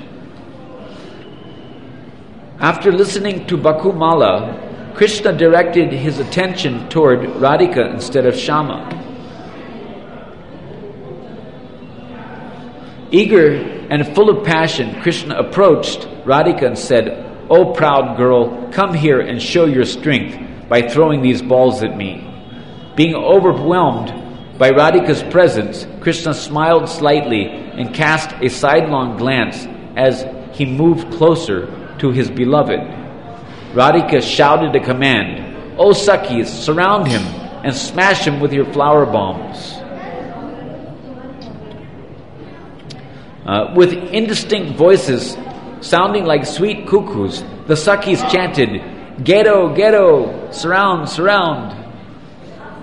Motto, motto, kill, kill." You know, they were after so much intent, killing him with flower bombs. Killing with kindness. The effulgent young gopis almost captured Krishna, the relisher of transcendental bliss. The sportive son of Nanda Maharaj struck back by splashing the gopis with volleys of colors. The gopis responded with a shower of flower bombs. Aiming his jeweled pitchkari syringe, Krishna completely drenched the gopis with streams of fragrant kumkum and sandalwood-scented water. Although repulsed by Krishna's furious attack, the gopis regrouped and repeatedly tried to capture him. The colored waters of Holi washed away every bit of the gopis' shyness. Encouraged by their increased numbers, spontaneous affection, and agitated hearts, the gopis surrounded their beloved just like moonbeams encircling a cloud. All the directions reverberated with the sweet love songs of Matangi and her host of kinnaris accompanied by veenas and other musical instruments. The bangles on the lotus stem arms of the gopis jingled softly as they threw flower balls at the Emperor of Love. Bumblebees, cuckoos, and other exotic birds hummed and warbled pleasantly. The creepers danced along according to the instructions of the wind. Krishna's intimate friends, like Subal, sung the Vasant Rag. Some boys threw flower bombs and color powders on each other. Batu, the expert joker, performed an ecstatic dance full of mirth. Their bangles chiming sweetly like the chirping of intoxicated sparrows, the gopis raised their lotus stem arms and again attacked Krishna. This time, instead of resisting, Krishna pretended to be too weak and tired to fight back. On the pretext of resting and catching his breath, Krishna stopped playing for a short while. While Krishna rested, the gopis stole his flute. Pitchkari, flower bow, and arrows. One clever gopi even tried to remove Krishna's ornaments, but Radhika stopped her with a hint of her eyebrows because she did not want Krishna to be humiliated in his defeat. Then Radhika tenderly wiped the perspiration and colored powders from Krishna's lotus face with the edge of her sari. Radhika deeply relished the sweetness of serving her beloved hero after the battle. Taking tambula from the hand of a maidservant, Radhika put it in Krishna's mouth. With the movements of her eyebrows, Radhika directed Shamasaki to gently fan her lord. Seeing the gopis covered in colored powders, Madhumangala laughed and danced about while moving his shoulders and twisting his neck. He loudly shouted, "He, he! O Subal and my friends, we have won.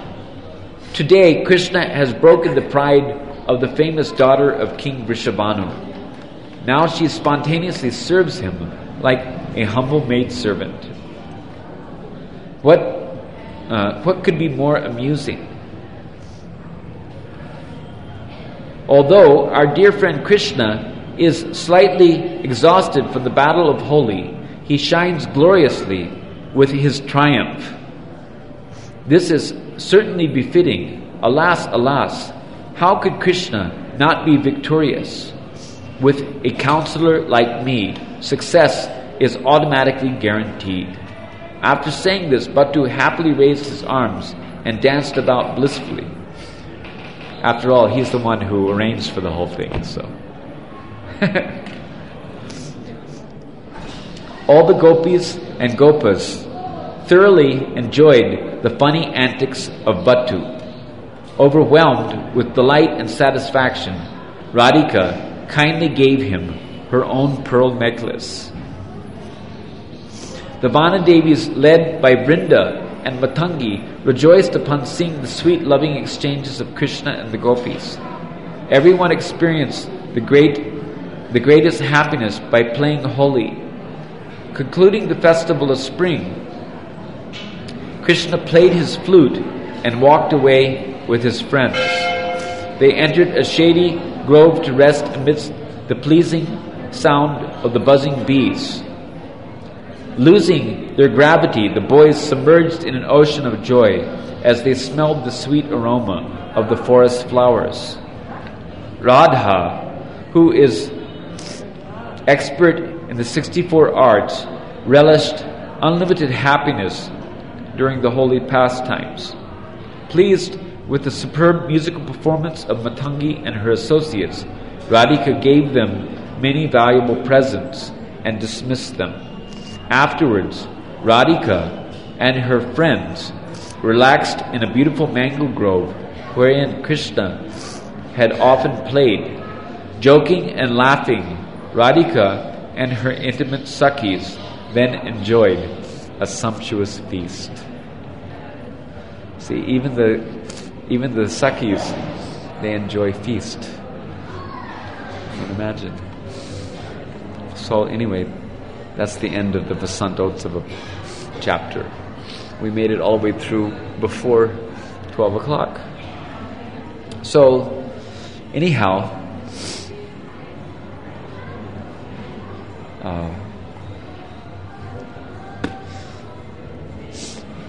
it's important that we get ourselves in the mood.